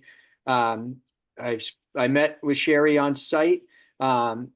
Essentially that area existed as lawn, kind of somewhat maintained, overgrown, Phragmites kind of encroaching into that area. That upper salt marsh is nearly 100% Phragmites at this point. Let me switch back to our plan here. So what we've done is we've developed a plan to revegetate that area. There are some existing high tide bush that were left and remained. It was none of the shrubs were removed from that area. So there's a few high tide bush. There's a small crab apple sapling in that area. Those are all going to remain. And what we're proposing to do is to plant a mix of switchgrass and little blue stem plugs. The little blue stem will be focused closer to the driveway, and then the switchgrass will be focused kind of on that lower portion on the salt marsh edge. And then the exposed soils within that area will all be hand seeded with a native seed mix. Sherry's intent originally was to kind of clean that area up and plant some wildflower seed mix. She has secured seed stock.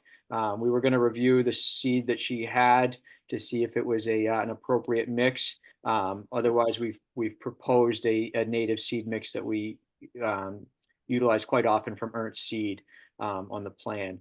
But the idea is we'll restore it. It'll remain as a vegetated buffer. The one catch that we are proposing that we think is necessary simply to attempt to minimize the encroachment of the Phragmite into the area is to complete an annual mow of that area. So we are proposing at the end of the growing season or near the end of the growing season to capture one mowing event to cut back any Phragmites that are encroaching into that restoration area.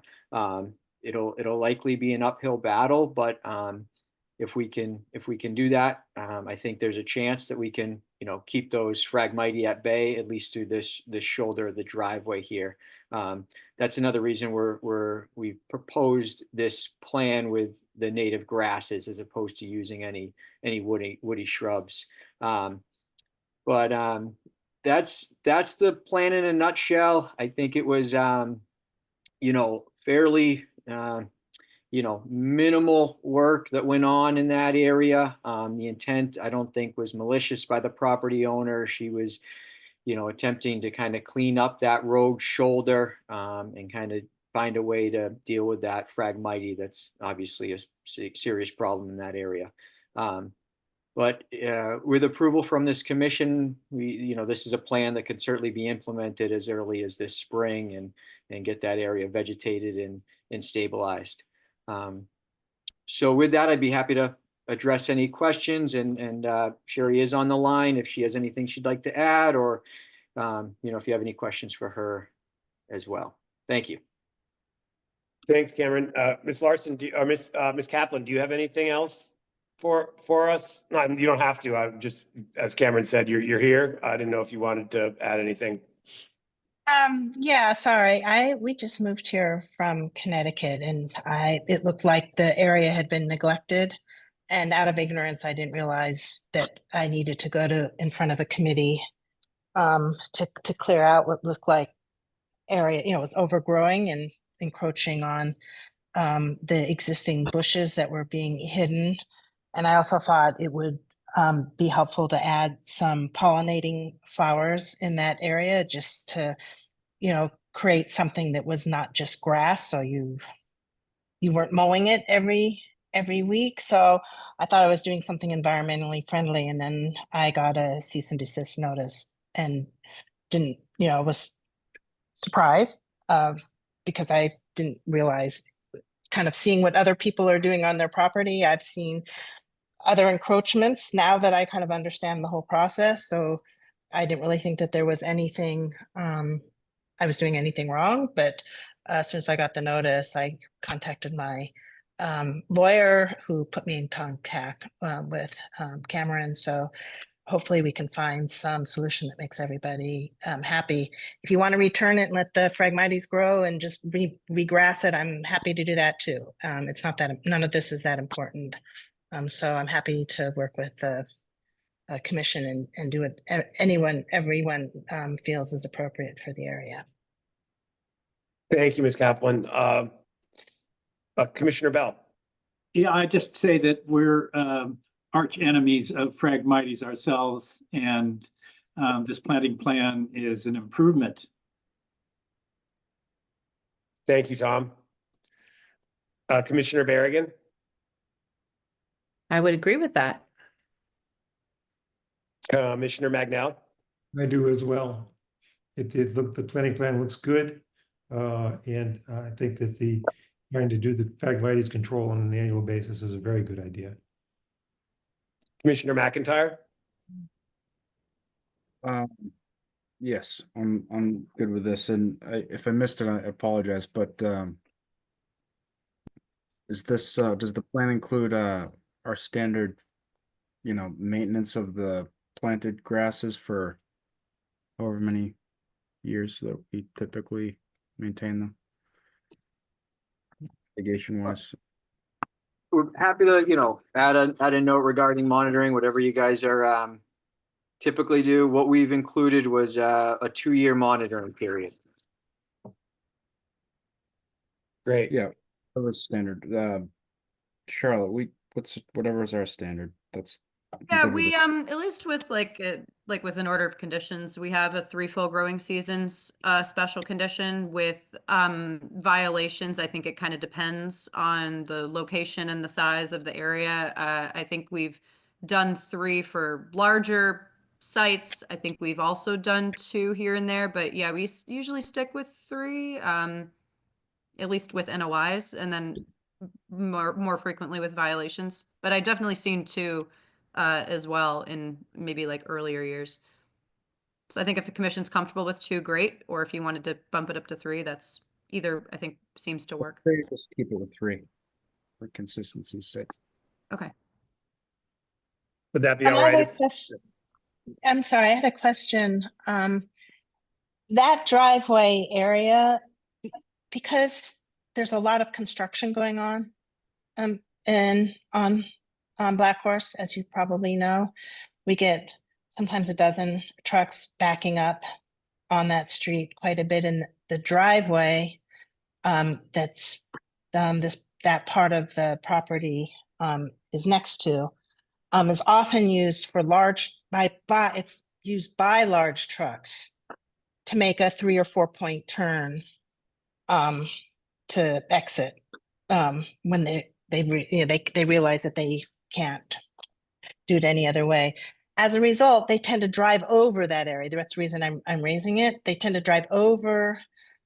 Like, I have tire marks there constantly, both on that side of the driveway and on the already grass side of the driveway. So what I'm asking, I put up poles to try to prevent it, but they knock over the poles. Do you have any objection if I put some like rock, like stone, so they can't actually drive over it? Or do you want it just planted with per the plan. I don't know how else to prevent them from, once they drive over it, then the plants start to die or it gets muddy and then you have to either reseed or replant. So I'm trying to kind of, that was part of the problem when it was just grass. You would get these deep ridge tire marks, and then it would, get filled with water and get muddy and so forth. So I don't know if you have any suggestions for that, or just Sounds like I a just trespassing constantly issue, trespassing issue to me that you should report.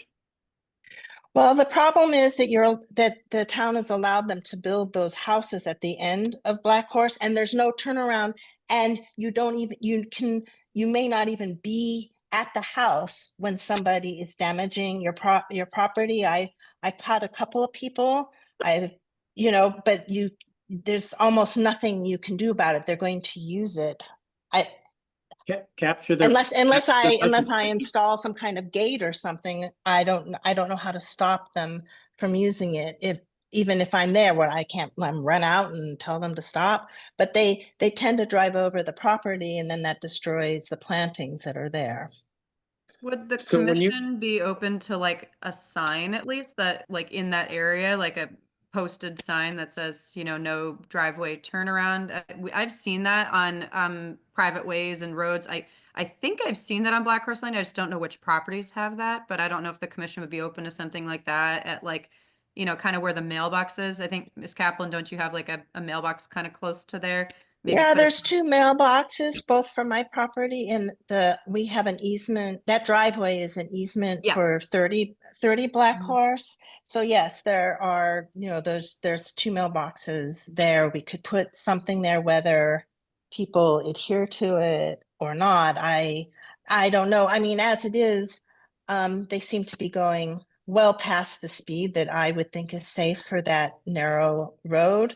They seem to be going faster than 25 miles an hour. I would think that on that narrow street, the speed limit should be, 15 or 20. That's what most of the people who live on the street seem to drive, but it's the, commercial trucks that are coming in and out constantly. So it's not really a safe environment for the children who walk that street to go wait for the bus, at least in my personal opinion. Because the construction seems to be largely unmonitored. And they just kind of, they do what they want and then they drop their load and then come barreling down the street. And then a lot of trucks come in this way and realize they have to turn around, and that's where my driveway and the driveway across the street come into play, and they use both of those to turn around. I So think like you I file can a see complaint tire with the marks right town. now. I think you Okay. should file a complaint with the town. There is a general contractor that should be responsible here for his subcontractors to some extent. And it's not unreasonable to point out that there's continued trespass on your property and property damage. Okay. Let- Yeah, let me- I'm new to town. I've never experienced anything like this. When I lived in Connecticut, just a complete disregard for it. It's not always easy to figure out what you're supposed to do in these scenarios. So I did give some thought to just putting some bigger rocks along Well, the that's what I was side gonna just ask to. you. Ms. Kaplan, when you were Mhm. talking about rocks or stones, you're not talking about like crushed stone, you're talking about a rock that if somebody was Correct. backing up and they saw in their rearview mirror, they're like, well, I can't drive there because there's a 2-foot rock Because there. that's a 2 foot, Yeah. I mean, when I lived in Connecticut, the plowers would come and just like dig a ditch in the part of my yard that was faced the street. And so, we just placed large enough stones that you wouldn't really want to do business with them, whatever it is that you're driving. So that's what just in that one, as it rounds the corner, just, I'd check with the people on 30, because I mean, they have an easement for it, and maybe I don't know how they feel about it. I would just make sure that they agreed with that approach anyway, since that's the So- entrance to their property. Yes. So a couple of things. One, yeah, I mean, I also am aware that, the construction time is finite. These houses will get done. And you don't want to be sort of adversarial with your neighbors, indefinitely, Correct. and so filing a complaint with the police department, then you're now all of a sudden you live so close to these people. I would sort of leave that up to you. I mean, Tom's right. There should be a general contractor who gets his people under control and the subs under control. So I don't know, maybe a pleasant word, it might work as well, but I'd kind of leave that up to you. I wouldn't have a problem but before we get to the rock or the stone, I have one other question. It looked like during Cameron's discussion of what the proposal was, there was either a seed mix that you were hoping to do originally, and we were going to figure out whether it works, or it was going to be the seed mix that Cameron typically uses. Did we have a determination on that, or is that something that we would leave up We to? didn't. I was going to look at the seed mix that he proposed. I had purchased about $400 or $500 worth of individual seeds, not like a Oh, wow. pre-packaged, wildflower mix, because I don't like the prepackaged wildflower mixes. I had picked things like, echinacea and black-eyed Susan and other kind of easy to grow pollinators that don't, once they get established in the spring, they just kind of grow. They don't need constant watering unless you're in a drought period, and then, because they kind of need rain every 7 to 10 days. So that's kind of the approach that I've used in the past, and it either works or doesn't work. You get a bunch of weeds underneath. And so when you do that mow to get rid of the Phragmites, you mow down all the other plants and then weed it and then reseed it. Some of it will self-sow, some of it will not. And so you keep adding it over the years and pulling out the invasive weeds. It's a small enough, piece of property that seems manageable, but it may not work, because it's these things kind of, sometimes they work, sometimes they don't. I've had mixed success. So my thought was to take a look at the mix that Cameron had proposed and see which flowers were included in that, and then just use what I have. And if I need some other things, then I'll do. But I had not the giant milkweed, but the small compact milkweed. So I did things again for pollinators and the birds, and the echinacea creates the seed for the goldfinches and the other birds, and some other flowers. I can't remember what they're sitting in a box in a cool spot. I haven't looked at it since I ordered it in the fall. I mean, that sounds nice. I mean, I'd be certainly fine that, you could work with Cameron and Charlotte and figure out which flowers would be most appropriate and native, and I don't know if I would need to chime in too much. I don't know what the other members of the commission think, though. If anybody, Tom or Steve or Kathy or Chris, if you have any other thoughts on which seeds or seed mix, or we just leave that up to Charlotte to work through. Well, it sounds like most of what she named is already on our list. So yeah, I think this is probably not a big issue.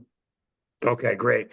And then as far as putting down, maybe the first couple feet there where it curves around to keep the trucks from going in, I would have no opposition if you wanted to put, some rocks or large stones or whatever the appropriate word is there to discourage the trucks from backing onto your property. I don't know what the other commissioners think about that, though. I'd certainly approve that. Yeah, same. At the very least, as a temporary measure until the construction's done. Correct. But I don't see the need necessarily to remove them after that. There's probably other people that might want to do the same thing.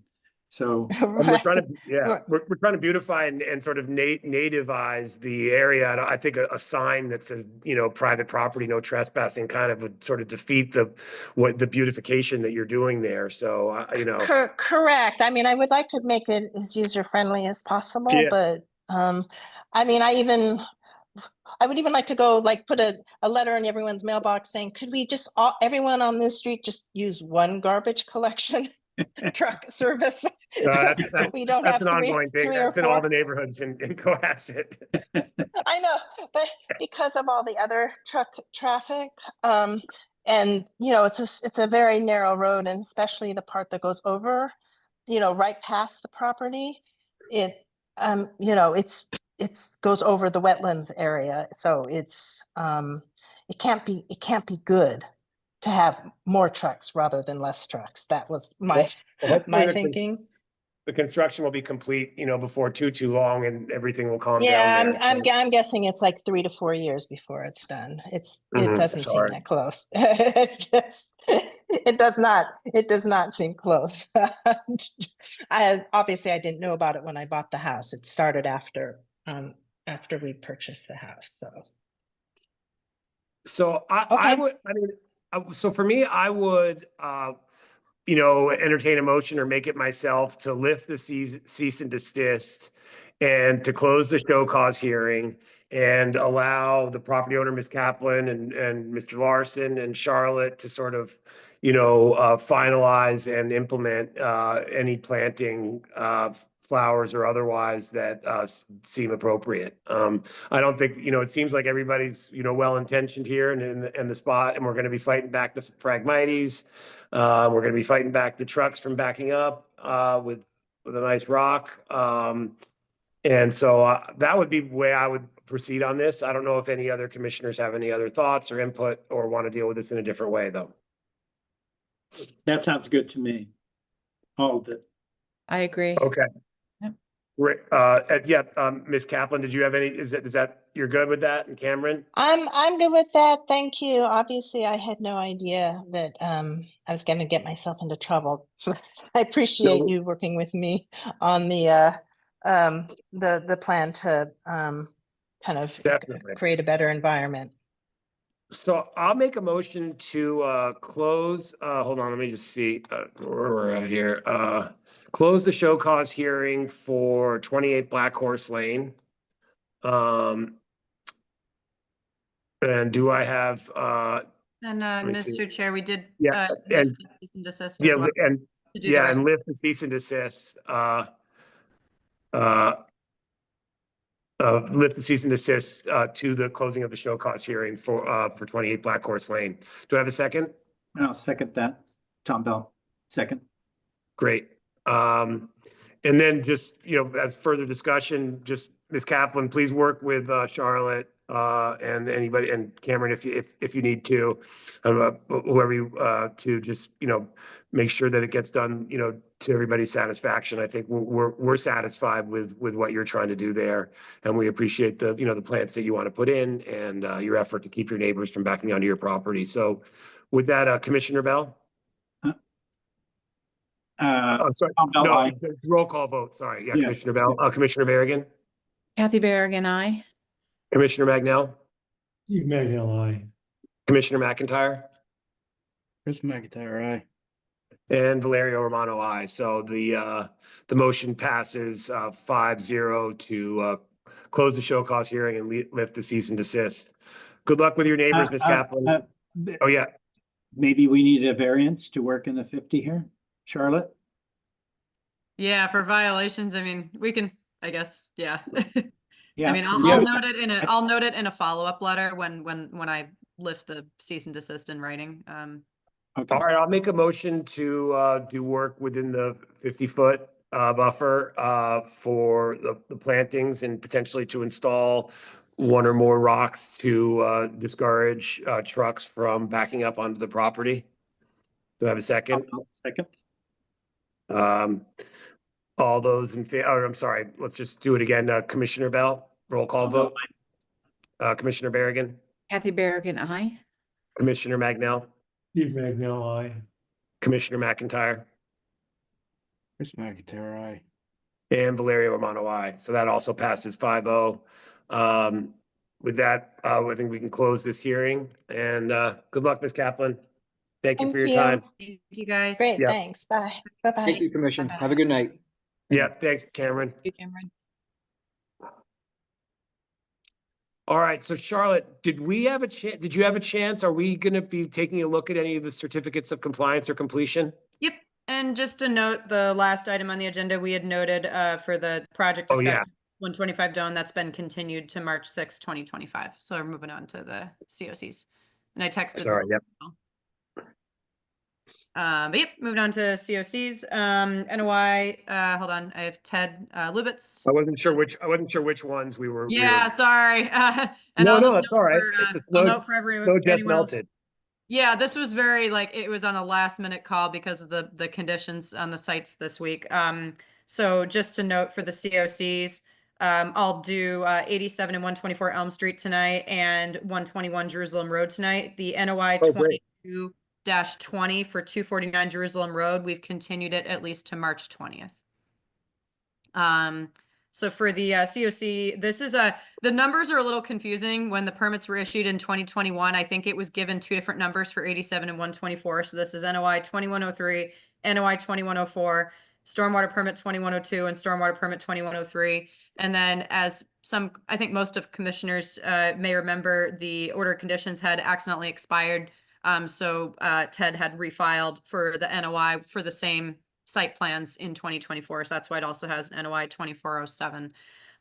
So for this project, I can't remember how many commissioners were here at the original hearings because I was not. So I don't know if you guys have gotten a chance to look at the as-built. We did have to modify the as-built a few times to incorporate all of the information that at least I felt was necessary and the building inspector wanted to see as well. So I can pull up the approved plans for reference, and Ted has also provided a markup of the approved landscaping plan from 2023 to show the plantings and some changes that we made. So this is I'm sorry the scan of this is terrible, but this was the approved site plan from the original 2021 amended in 2022. This is the layout plan, so you guys can see 124 Elm buildings are here on the right side and 87 Elm on the other side of Elm Street, closer to James Brook here on the left. So this is the approved plan. And I'll show you guys the as-built in a moment, but this is I don't know if this looks familiar to all you guys. So this was the redevelopment project of the existing hotel that was here on 124. 87 was a paved parking lot that was technically redeveloped to have this building and gravel parking. On the approved plans, one of the changes that I did note is the distance for the buildings. This close point here, if you guys can see my mouse, was about 48 plus or minus feet from the harbor. And on the as-built, it's actually measured to be 50 feet. So that's one of the slight deviations, that it's just a little bit further away from the harbor than the approved plans. And I'm sorry, I'm actually kind of reading off of my list here because I didn't print it out. So forgive me for being slow with pulling up documents. And then there were some special conditions that were issued with the original permit. One plan was that the portable toilets were not to be put anywhere near James Brook. In the few years of the many site visits that I did between 2022 and 2024, I never saw the portable toilets close to James Brook. They were definitely kept in this upper hand corner here. At first, it was moved to this other area here behind an existing building, but it was never kept in the areas closest to James Brook. So I would consider that condition completed. The other condition was that at any time, if lighting significantly spills into the harbor, the condition shall be reviewed by Division of Marine Fisheries. Ted, I'm not sure if we dealt with this at all. I did not receive any written or verbal reports from DEP, Division of Marine Fisheries, about the lighting that was approved. I'm pulling up the lighting plan here for reference, just so that the commission can see it. The lighting here, there's no major lighting along the Captain's Walk closest to the harbor. All the lighting is pretty much these wall lantern lights around the building. I don't know if this little pendant light was installed close to the parking lot, but as you can see, the lighting is mostly all around the building and it's not along the harbor. There are landscape lights that are in these landscaping beds, but they're pointed towards the building. So I don't know if I can, officially consider this condition like complete, but I never received any complaints. The building commissioner did not have any concerns as far as I'm aware. And Ted, I'm not sure if you got anything else on the lighting, but I would assume. No, we did not. And it's all the Dark Star compliant and none of it's directed towards the water. Okay. And would that be an ongoing condition? These are lights that are going to be with the building. It wasn't just construction lights, right? So That was something that I was going to ask the commission. I don't know. I don't know if the way this condition was written, I don't know if this was intended for review or construction only, or if it was meant to be an ongoing condition, but I think that might be just the commission's discretion if you felt Okay. that an ongoing condition was necessary. And then I'll start with some of the, minor deviations that I had, noticed and walked the site with Ted for my final inspection. I'm going to pull up the landscaping plan so you guys can see that, because I think it kind of accurately reflects the conditions that were out there, at least in terms of plantings, because those are most of the findings that I found. So this was the approved 2023 landscaping plan. It was updated a few times, obviously, when the permit was amended in 2022, we had to update the landscaping plan.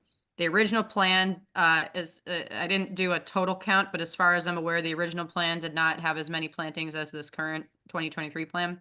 So this, Mr. Chair, you may remember we had some previous discussions this fall about the 3 pitch pines that were removed. We kept the shrubs and grasses in this area, but there were a lot of concerns with the viewing easement, which you can see on the approved plans.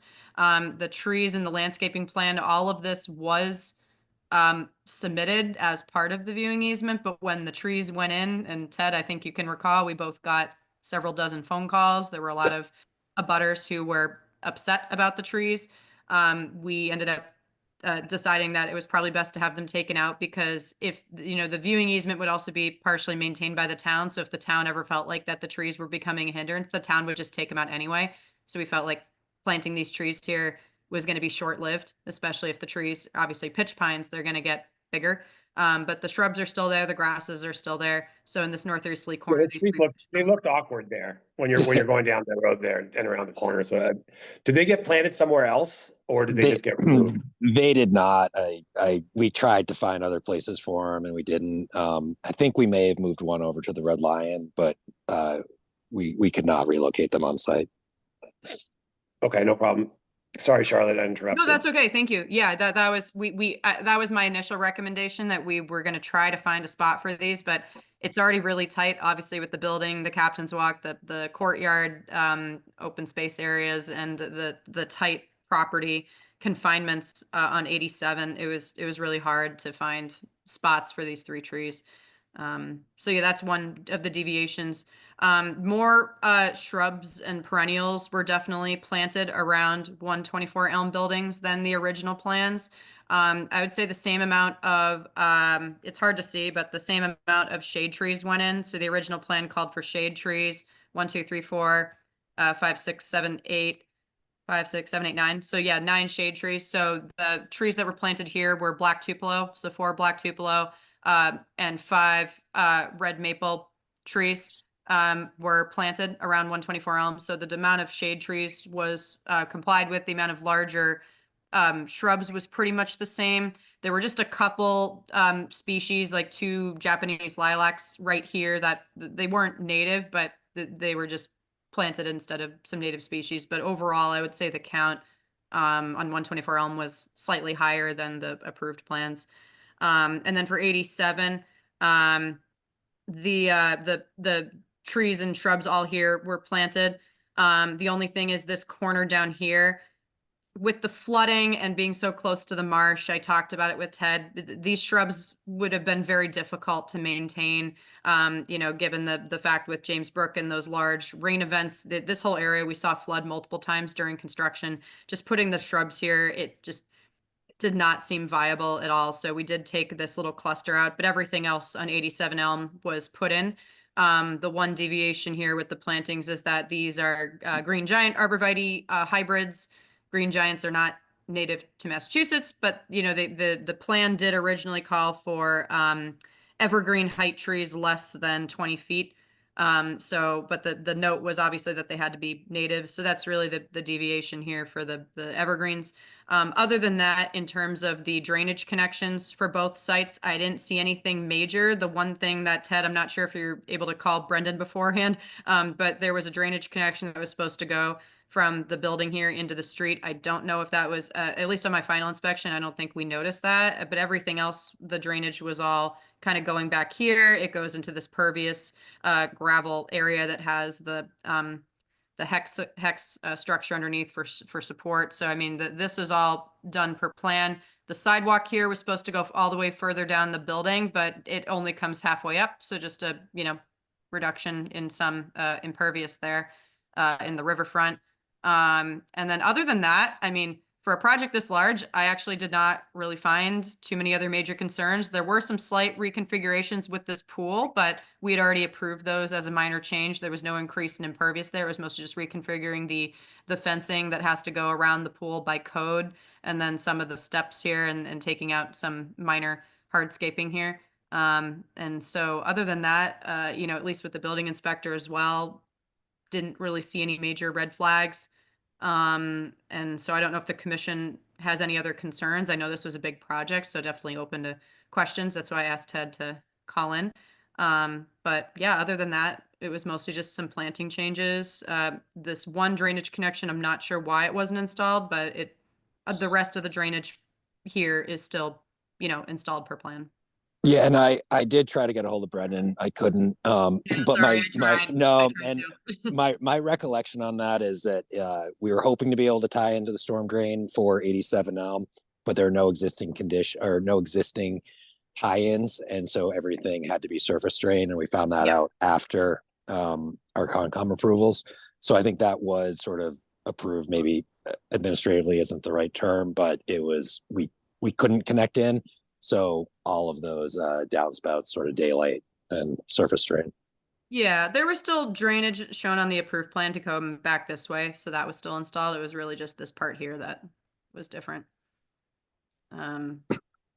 Yeah. So can you explain this, what the acting solution is then for the drainage that is no longer going to that connection? It's all just like a surface, like a downspout that goes into the ground versus into the storm drainage system to the harbor. But there's some pervious area where it's going into. Yes, that whole area is all pervious around the entire perimeter of the structure.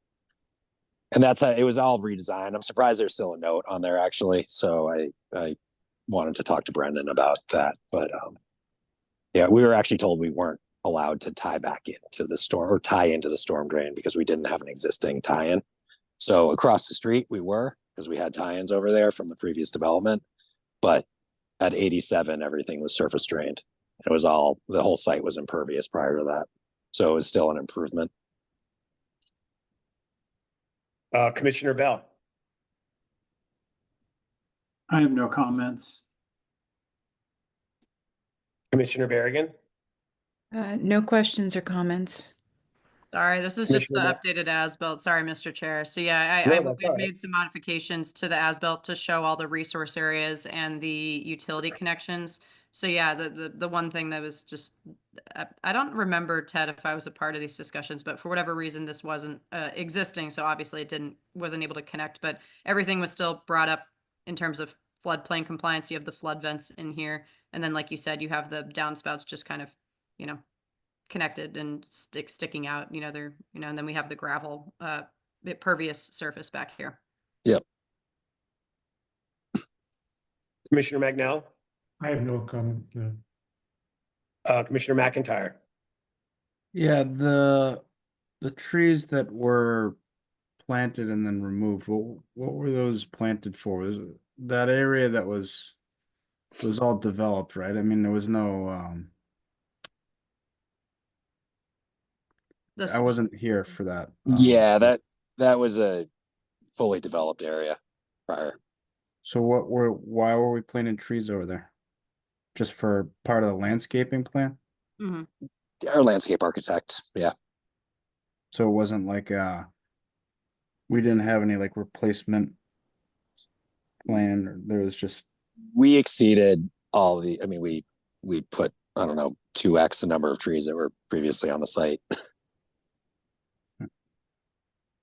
So I guess Chris is asking, it wasn't, those 3 trees specifically weren't required for any sort of mitigation that we've now abandoned. Oh, no, absolutely not. Was that kind of what you were getting at, Commissioner McIntyre? Yes.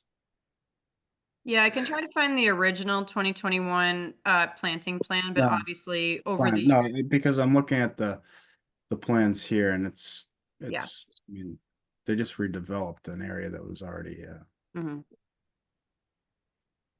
developed area, so that's why I was just confirming that.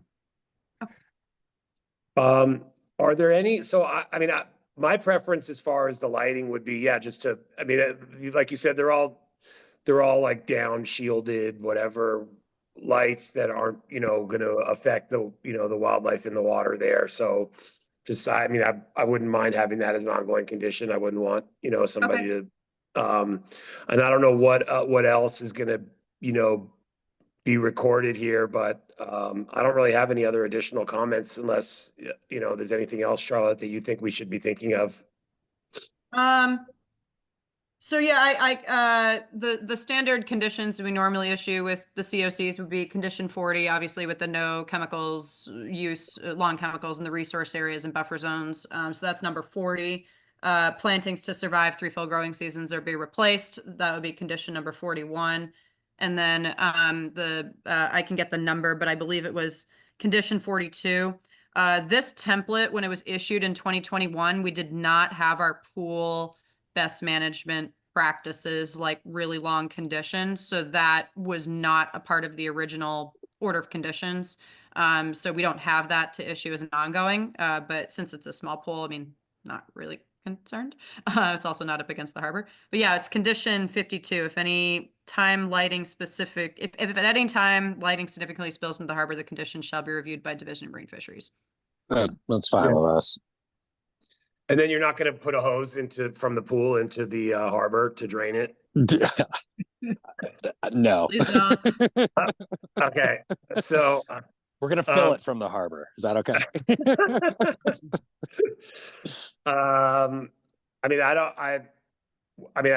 We could, unless there's any further discussion, it sounds like we have the standard conditions, with the addition of the, making sure the lighting doesn't adversely affect the marine life. And I'm sorry, Mr. Chair, for the stormwater, kind of like what we've done with other COCs, I will work with Ted administratively to get that long-term operation and maintenance plan for the stormwater maintenance for both sites recorded. There's just, I think, some registry stuff that we got to deal with first. So once that is all done, I can administratively issue the stormwater COC if you guys are okay with that. You mean to record it? Yeah, so that needs to be recorded first before a stormwater COC is issued, but I can do that with Ted administratively if you guys are comfortable. Okay. Oh, I see. Yeah. Okay, yeah. Yeah, that would be fine. I mean, if we can issue them tonight and you can get it recorded later. What else had to happen at the registry, like cleaning up addresses or something? No, there's a registered land here. The parcels are old and complex, and so some of them are registered land, and we've got to deregister them. So it's currently with land court to get those deregistered, and then it'll just be like normally recorded land. Okay. Probably for the best. Land court is awful. Yeah. Okay. Is there a motion, to issue a certificate of compliance for the order of conditions? I can too. 1 sec, guys. Sorry about that. And Mr. Chair, would be conditions 40, 41, and 52.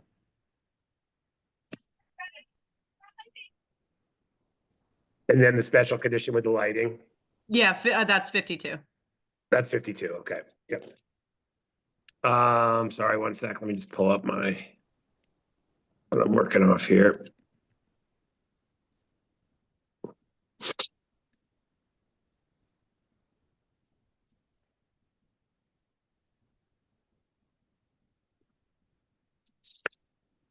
So I would make a motion to issue sorry, 1 more sec. Certificate of compliance for NOI 2103 and 2104 and 2407. Is that right?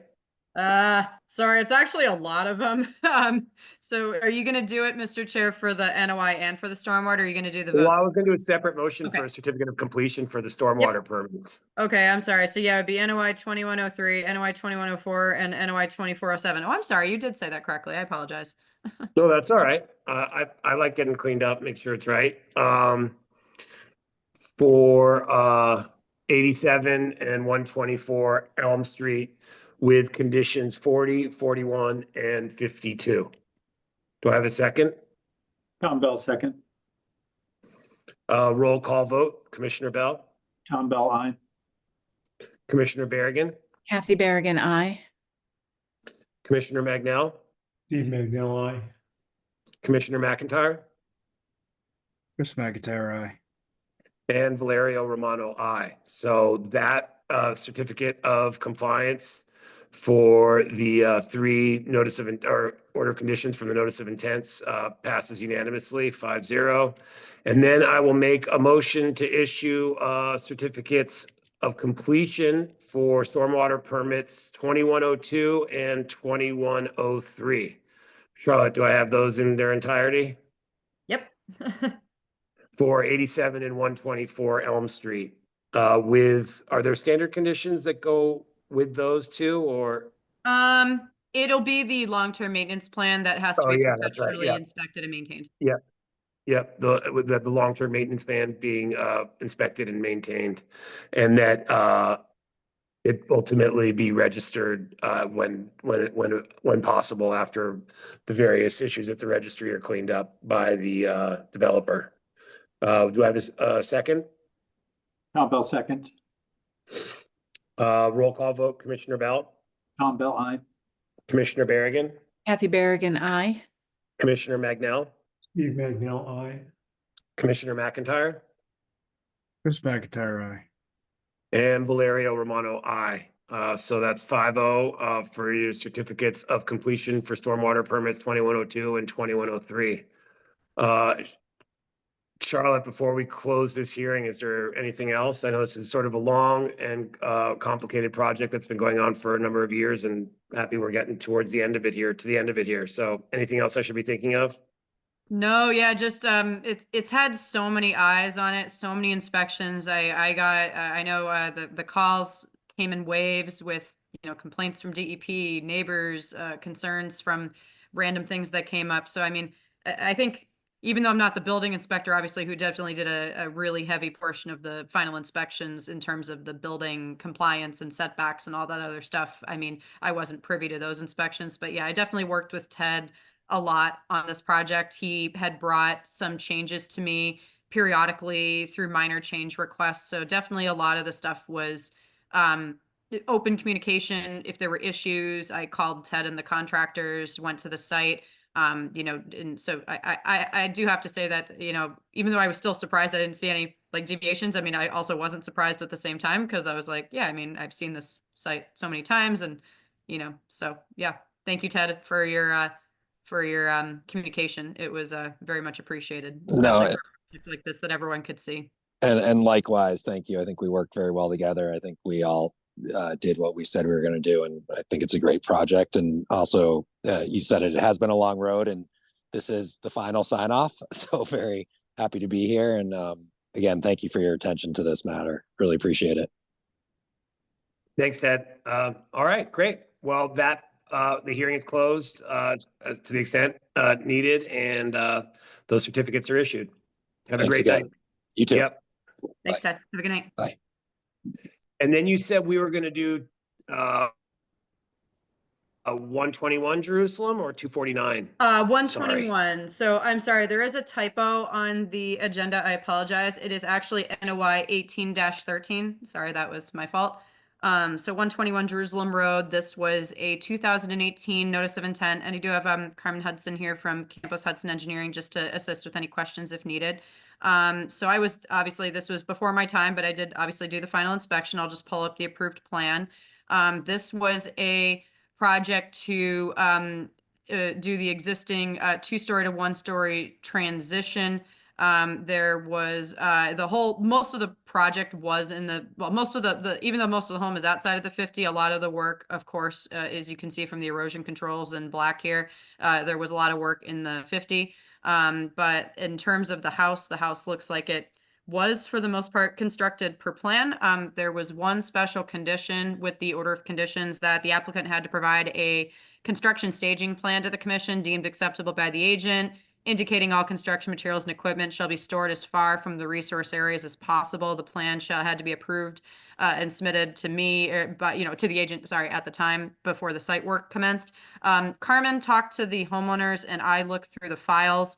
We could not find any written correspondence on this, but, the homeowners left, of course, the contractors in charge of all aspects, and they just assumed that that was done. Unfortunately, I wasn't able to find any correspondence with the previous agent, so I don't know if the commission has any concerns about that, but that was that was before construction. Obviously, construction's over, so I don't know.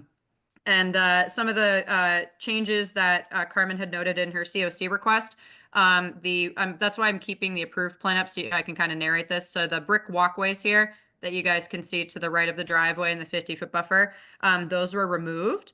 And instead of being kept, on the plans, there were no plans to take those out originally, so they did take those out. The flagstones from the patio to be removed, which is, I think, here. They were reused to create 2 new patios, and for that I can pull up the as-built. One was put close to the home to use with an outdoor shower. And the other one, so yeah, this is the stone patio. So that took the patio out here and put one of the stone patios here, still in the 50 partially, where the outdoor shower is being utilized. And then another stone patio was created here. The entire property, I'll just note, is within an existing stone wall, so you guys can see that, and fencing that you guys can see on the plans. So yeah, the stone patio was moved here and here instead of originally here. There was a small little, I think, anti-predator fence that was added around here because I think that unfortunately the owner has had some unfortunate instances with coyotes. So that was one of the deviations that Carmen had noted. It does create a total of 255 square feet, but because the 300 square feet of brick walkways were removed, it's still a net decrease of impervious on the site and in the 50-foot buffer. And there was another 125 square foot open deck that you guys can see here on the as-built that was constructed next to the rear addition back here. And it's a 37 square foot pervious second story balcony here that Carmen has labeled. And those are pervious installed in the 50. So in terms of the overall impervious, like I mentioned, 300 square feet was taken out here with the brick walkways, and then 255 was, moved over to here. And then the home was originally supposed to be raised to elevation 14.6. So the as-built conditions are 14.4, but it does appear that the original project intent to raise the home above the floodplain at 10/11 was achieved. So you guys can see the AE elevation here, 10 and 11. And I'm sorry, that was the original intent of the project. I apologize. I didn't clarify that in the beginning. So one of the earlier versions of some of these projects we're seeing. And then some of the other changes that I had noted, just the existing propane tank. I'm sorry, there was a sump pump existing on the approved plan that was taken out since it was no longer needed because the home does not have a basement. So going back to the approved plan, this sump pump cover here was taken out because they no longer needed it if the home doesn't have a basement. And then the planters that you guys saw in the as-built, it looked like there was some existing vegetation here. It was just replaced with some box planters. I will note on the approved plan here, the vegetation survey was not entirely accurate. There were definitely a lot more, trees and stuff that were here. And so I did clarify with Carmen on the as-built that that vegetation is all still there on site. So none of the vegetation was removed. It was a little unclear in the as-built at first, but I did walk the site and confirm that, you guys can see that some of the, like the tree here, this 15-inch tree still here. The trees, cedars and stuff are all still here. These trees are still here. So it doesn't appear that, other than the vegetation that was maybe overgrowing around this sump pump cover, and then the vegetation immediately, obviously, around the home was taken out. it was not made clear on the as-built, but I think it seems like Carmen, I think if you were there at the time, the commission understood that the heavy machinery needed to, access the house in order to raise it, so that the owners tried to salvage a lot of the vegetation around the home and just repurpose it elsewhere on the property. But obviously it was removed for the purposes of construction. And if the commission has no concerns, just the standard conditions 40 and 41. I don't think the construction staging plan, obviously, special condition is pertinent at this time anymore. But yeah, I'll just turn it over to the commission. And Carmen, if you have anything else to add, please feel free. Carmen? Yes, I'm sorry. I was trying to find my Oh, no. audio. Yes, I have nothing else to add. I'm just here for questions if there are any. Oh, great. Commissioner Bell? No questions. Commissioner Berrigan? No questions. Commissioner Magnell? No questions. Commissioner McIntyre? No questions, thank you.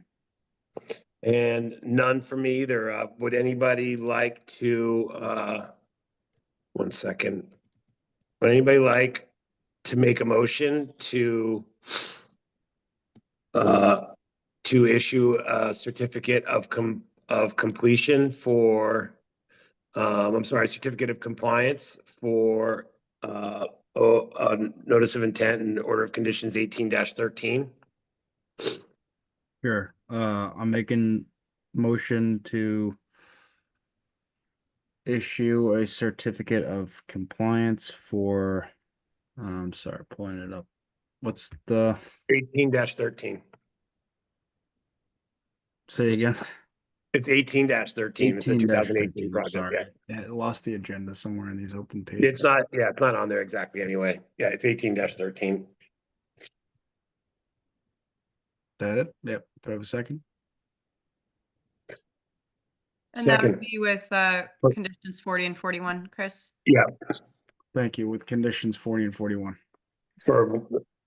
yep, second. Roll call vote, Commissioner Bell, Tom Bell, aye. Commissioner Berrigan, Kathy Berrigan, aye. Commissioner Magnell, Stephen Magnell, aye. Commissioner McIntyre, Chris McIntyre, aye. and Valerio Romano, aye. So that passes 5-0. Certificate of compliance. Thank you very Issued. much. Awesome. Have a Thank you, good night. Carmen. Finally, an You early too. night for you. Yeah. I know, we're excited. Have a good night. Thank You you. too, thanks, Carmen. Thank you. All right, so, and then I think, the last one for 249 Jerusalem Road, you said is going to be continued to an unknown date. March 20th. Yeah. So we're March going to 20th. move that to March Okay. 20th. I did do a final inspection this week because the owners were going on a trip, but we need some updates to the as-built. Yeah, so I'll bring that back in a few weeks. Okay, great. So I think that's it for sort of the main public portion. Charlotte, do you have some construction updates for us? Yeah, I'll try to go through these quickly unless you guys have questions. So 80 North Main Street, as you guys know, recently there was a dock project that was approved out there. It would obviously need to go through Chapter 91 license, but I did go to the site to look at the main house project. It was a raise and rebuild. They're pretty much done with the home. They're working inside the home mostly, and they're going to start landscaping this spring. So I'm going to go out with Skyline Landscaping. I think her name was Kara Lamb, the registered landscape architect, to kind of look through the plantings. I don't know if they plan to make any changes at this time, but I know for one of the roofs that's outside of the 100-foot buffer, they wanted to actually do like a vegetated roof. So that's outside of the 100, but thought it was really cool. 83 Spring Street, that's ongoing with construction. I'm definitely trying to look at this site closely. It's, as you guys know, it's in a very tight space backed up against wetlands. The existing structure still has not come down. The intent when the demo permit was issued is that the building inspector wanted the foundation before it's poured. He needs to tear down that existing structure. As far as I'm aware, I drove by the site today. It still has not been torn down, so I will check with the building inspector on that. There were some, Mr. Chair, the tree that was potentially an issue for the cement truck is not an issue. Apparently they were able to get around it without going through the wetlands, so that's great. No need to cut any good. trees at this time, knock on wood. 48 Lampert's Lane, this was a garage addition project. I will keep you guys posted on this, but I had a lovely pre-construction visit with the landscaper and with the general contractor. Unfortunately, right after that visit, the landscaping contractor took stuff out and really pissed off the GC. So I am working with them on making sure that obviously if any vegetation was removed in the 100-foot buffer, that will need to be replaced. There are some really hazardous trees that were along the driveway that I had requested to just make sure an arborist agrees with that. And it wasn't on the original plan. So I'll just communicate those changes with Valerio and Chris. And obviously if it has to come back to the commission, you guys will see that. But yeah, the GC actually was pretty angry and apparently gave the landscaping contractor a good speaking to. So that was kind of interesting. 0 Lothrop Lane. This was a RDA to do a little shed, a prefab shed. There was a little bit of a concern during the construction of this. I didn't have time, unfortunately, to go back and listen to the hearing, but according to the applicant, he said he did make it clear that they'd have to do just a little bit of landscaping to level it out to put the shed down on flat ground. I don't know if you guys remember that, but it just looked at the time when it was being done, it looked a little worse than it was. So I contacted the applicant and said, we kind of have to look at this. He is willing to revegetate the area because we were right up against the 50. There may have been a little bit of encroachment into the 50, but he wasn't working past the property line of that little lot. So we did talk about putting in some native species on either side of the shed. The back of the shed where some of the earth was disturbed, it's all wet back there and it's all moss. So I'm not sure if we'll be able to get any plantings back there. So I told him to kind of wait it out until spring, see if there's anything that we might be able to do, but it might just be best to just let it grow back as moss because I don't know if any vegetation back there will, it's all shaded. It's all moss. I don't know if you guys have any suggestions on that, but I was going to do some research, but at least get some plantings out in the front. And restore the area between the road and the shed just so that there's no dirt spilling or anything like that. Just make sure all the ground is stable. 42 Smith Place, this was an addition and garage project. Most of the work was outside of the 100-foot buffer. So I just inspected the erosion controls. Everything's good to go. They were going to start up in a few weeks. So that was a few weeks ago. 183 Jerusalem Road. This was the one where they're tearing down the existing small home and rebuilding the small home in the same footprint. Went out and saw pre-construction erosion barriers. They've since started construction. One note that I did make to the owners, and I told them just to keep us updated. The driveway is really messed up. To repave it, I wouldn't necessarily have an issue with it, but I do want to mention that the entrance to the driveway is most likely in the 100-foot buffer where a large tree is situated on one side of the driveway. So I kind of told them to just think about it, let me know. There might be something we could do to either as administrative change or maybe even an amended permit. I don't know. We'll have to figure it out. So I told them just to think about it after, they're done with the heavy construction. And then for other updates, I think I may have spoken to you guys about this already, but as you guys know, there's been a lot of concerns about people storing their floats on the marsh. I've seen it with permits that we've recently issued. I issued a violation letter to one of the properties on Black Horse Lane to move that this spring. I'm working with the homeowner to move it this spring and she won't be putting it on the marsh again. But at that point, I was like, you know what? Let's just send out a blanket letter to everybody, including town, yacht club, everybody, just to be fair. Send out a letter to everybody just saying the floats are not allowed on the marsh, and just then everyone's been informed, because there's been obviously people who've been storing their floats on the marsh for 50 plus years before the Wetlands Protection Act. But I will note that it actually is a condition in most Chapter 91 licenses, if not all of them. So it's always been there in the regulations. It's never been allowed. So just an educational point moving forward. So give us some good centering with letting everyone know in town. And I'm going to send it regardless of whoever the property owner is, so the town might get a letter to itself. So Good idea. I don't know if the town keeps their floats on the marsh, for the record. I just to be fair, to make sure nobody's getting picked on, just letter goes out to everyone. So I'm going to try to do that over the next few weeks. I'll go to the tree regulations last, but just so you guys are aware, I did speak to the town about updating our fee schedule. long story short, we went back and forth on the cost stuff. They pretty much asked me to go with whole amount increases and not go by the CPI index. So we're finagling it a little bit. I'm going to look at other towns just for reference to make sure that we're not doing anything like crazy different. But I will be presenting that to you guys. I'm really hoping to put it on the March 20th meeting. I just have to advertise for it because we have to vote on it. If I can't do it for March 20th, it'll definitely be for April. But the last time the fee schedule was updated was April 2016. So, and then there was a general recommendation from the building inspector to not necessarily update it every year, but maybe update it every 3 years. And then increase that amount by like $100 or $200 or something. Like, you know, that's what they kind of do with building stuff. So since the building inspector kind of has a little bit of a say here, that's why I'm just letting you guys know that I am working on it. It will come back to you guys and hopefully we can vote on it over the next couple meetings. And then last but not least, the tree regulations. I'm sorry, I took a break on this. I will just let you know, I'll combine it with a 48-hour update that we are hoping to hire a new admin over the next few months, hopefully sooner than that.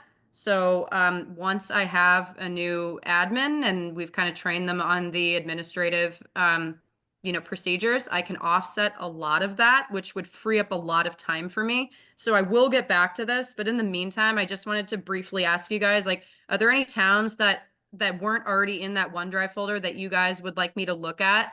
For me, the only reason why I haven't brought it back to you guys is because I like doing the research and it's just been very time consuming. So I don't have that time in the office to do that.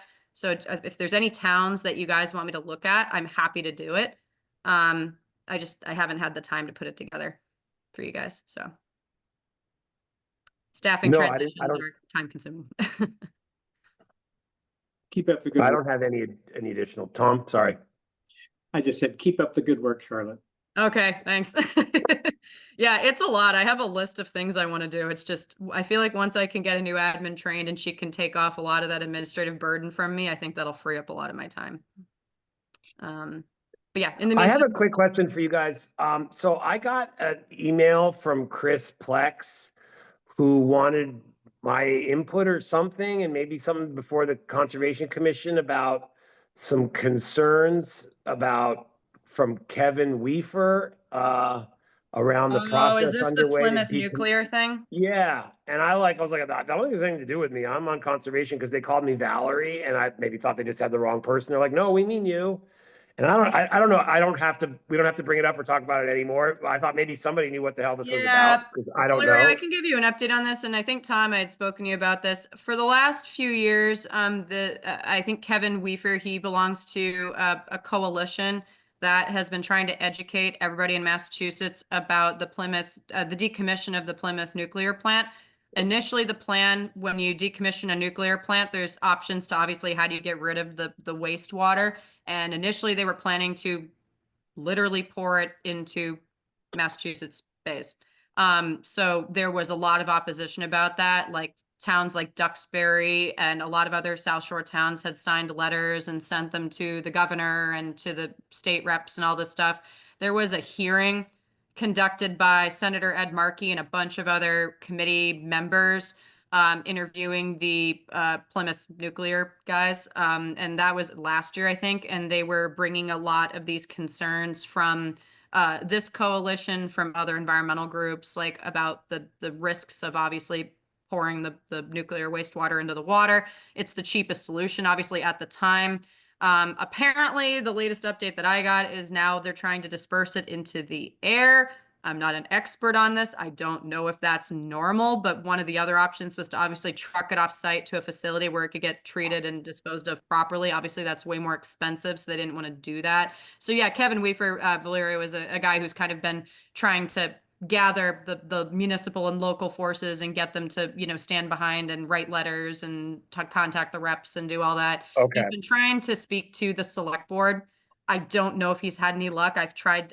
Well, Chris Plex is on the select board, so I get, and Chris Plex is on the select board, so Chris is the one who made the intro. Yeah, that's enough context for me. I don't have to belabor it for everybody who we finally have a fairly early meeting. I just had no idea what the hell was going on with it, so that's all the context I need. That's good I enough. haven't fact checked the information, but it sounds like if they are moving away from dumping the water into the wastewater into the Massachusetts waters, I mean, if they're trying to disperse it into the air, I don't know if that's something that power. I'm not a scientist, but evaporating it seems like it's almost as bad as putting it into the water. So Exactly. Yeah, it's like yeah. water cycle. Everyone learned about the water cycle. Exactly. I don't know. I don't know. So, I mean, But I'll he follow up and listen to what they have to say. I offered to have a call tomorrow, so I just didn't know what Okay. it's about. Okay. Yeah, so he's definitely been trying to get on select board. I don't know, Valeria, if Chris is going to entertain that for the select board, but he's been trying to get on for the last 2 years. I feel bad. I've been kind of in contact with this guy for 2 years. Oh, great. Another one of And those. unfortunately, I don't know what's going on with Cohasset, but for some reason, he hasn't been on a select board meeting to my knowledge. Okay. Yeah. He might All offer to right. come to Concom. I don't know if you guys want to entertain that, but we can maybe talk about that offline. I'll run interference and see if it's worthy of our time. Anyone else have anything else for our attention tonight, guys, before we entertain a motion to adjourn? I had 2 quick 48-hour Oh, updates. sorry. Before, yeah, Sorry, sorry. Charlotte. I thought No, you. you're fine. About that. Valerio, I can call you about this tomorrow, and Chris, I can call you about this tomorrow, but I do have an update from town council for that pool project at 35 Nichols Road. They are moving forward with the court proceedings. I reviewed the cover letter with all the documents that were listed that were submitted to us, the correspondence that the commission reviewed. So it's a list of all of the documents, all of the correspondence, and they've prepared everything to submit to court. I think, Valeria, you had mentioned you wanted to look at it. I don't know if you have any. I would. I mean, I looked at what we had when it first happened, but yeah, if it's all in the OneDrive now. No, I'd have to send it to you. I just didn't know if you still wanted to look at it. It's mostly a cover letter with the list of all the documents that they're going to submit to the court, and I don't see any. Shoot me a link. I mean, I probably won't spend a ton of time, and don't hold anything back because you're waiting for me. But if you shoot me a link, I'll look at it. Yep. Okay. And then the last thing was the extensions under the COVID tolling provisions to allow remote and hybrid meetings. It's been extended a few times now. The current expiration date is actually end of March. However, there is a bill that is being proposed to be passed, hopefully, to make municipal meetings bringing municipal meetings into the future kind of thing. I forget what the exact name of the law or the bill is, but I already talked to town manager about this. I'm like, hey, what happens if we're mandated to go back to in-person meetings? I've never done that. I was hired in the pandemic with you guys. Like, what do I do? Like, how do I book a room? Is that feasible for our board? Like, that's going to affect a lot of boards if they force us to go back to in-person. I would hope that this bill passes, but in the rare case that it does not, and after March 20th, our meeting on March 20th, if we have to go to in-person, I will just make sure that everyone's aware and what the procedures are, but I'm hoping it gets either extended again or modified to reflect 2025. Because a lot of commissioners do, a lot of boards do Zoom. I think there's only a few boards in town that actually do in person, and they only have a few people. So, like, I know for Board of Health that would never work for them. Their chair spends most of his time in New Hampshire. So Might cause a mass resignation. yeah. You better be careful. Yeah. So I would Especially hope on volunteer boards. Yeah. I mean, I would just take Peach with me. I would hope it doesn't expire on March 31st, but I don't know. I'll let you guys know. I hope not. I wouldn't Okay. even. Yeah, let us know. And yeah. That was the only other 48-hour issue I had. All right. Thanks, Charlotte. Thanks, everybody. Would somebody like to make a motion to adjourn? Make a motion to adjourn. Second. We could just do a voice vote. All those in favor? Aye. Aye. Any opposed? All right, the motion passes 5-0 and the public hearing and the hearing is closed. Thanks all. Have a great night. Good night. Thanks, guys. Steve, See you have a guys good next night. week. Remember, it's back-to-back weeks. So see you guys.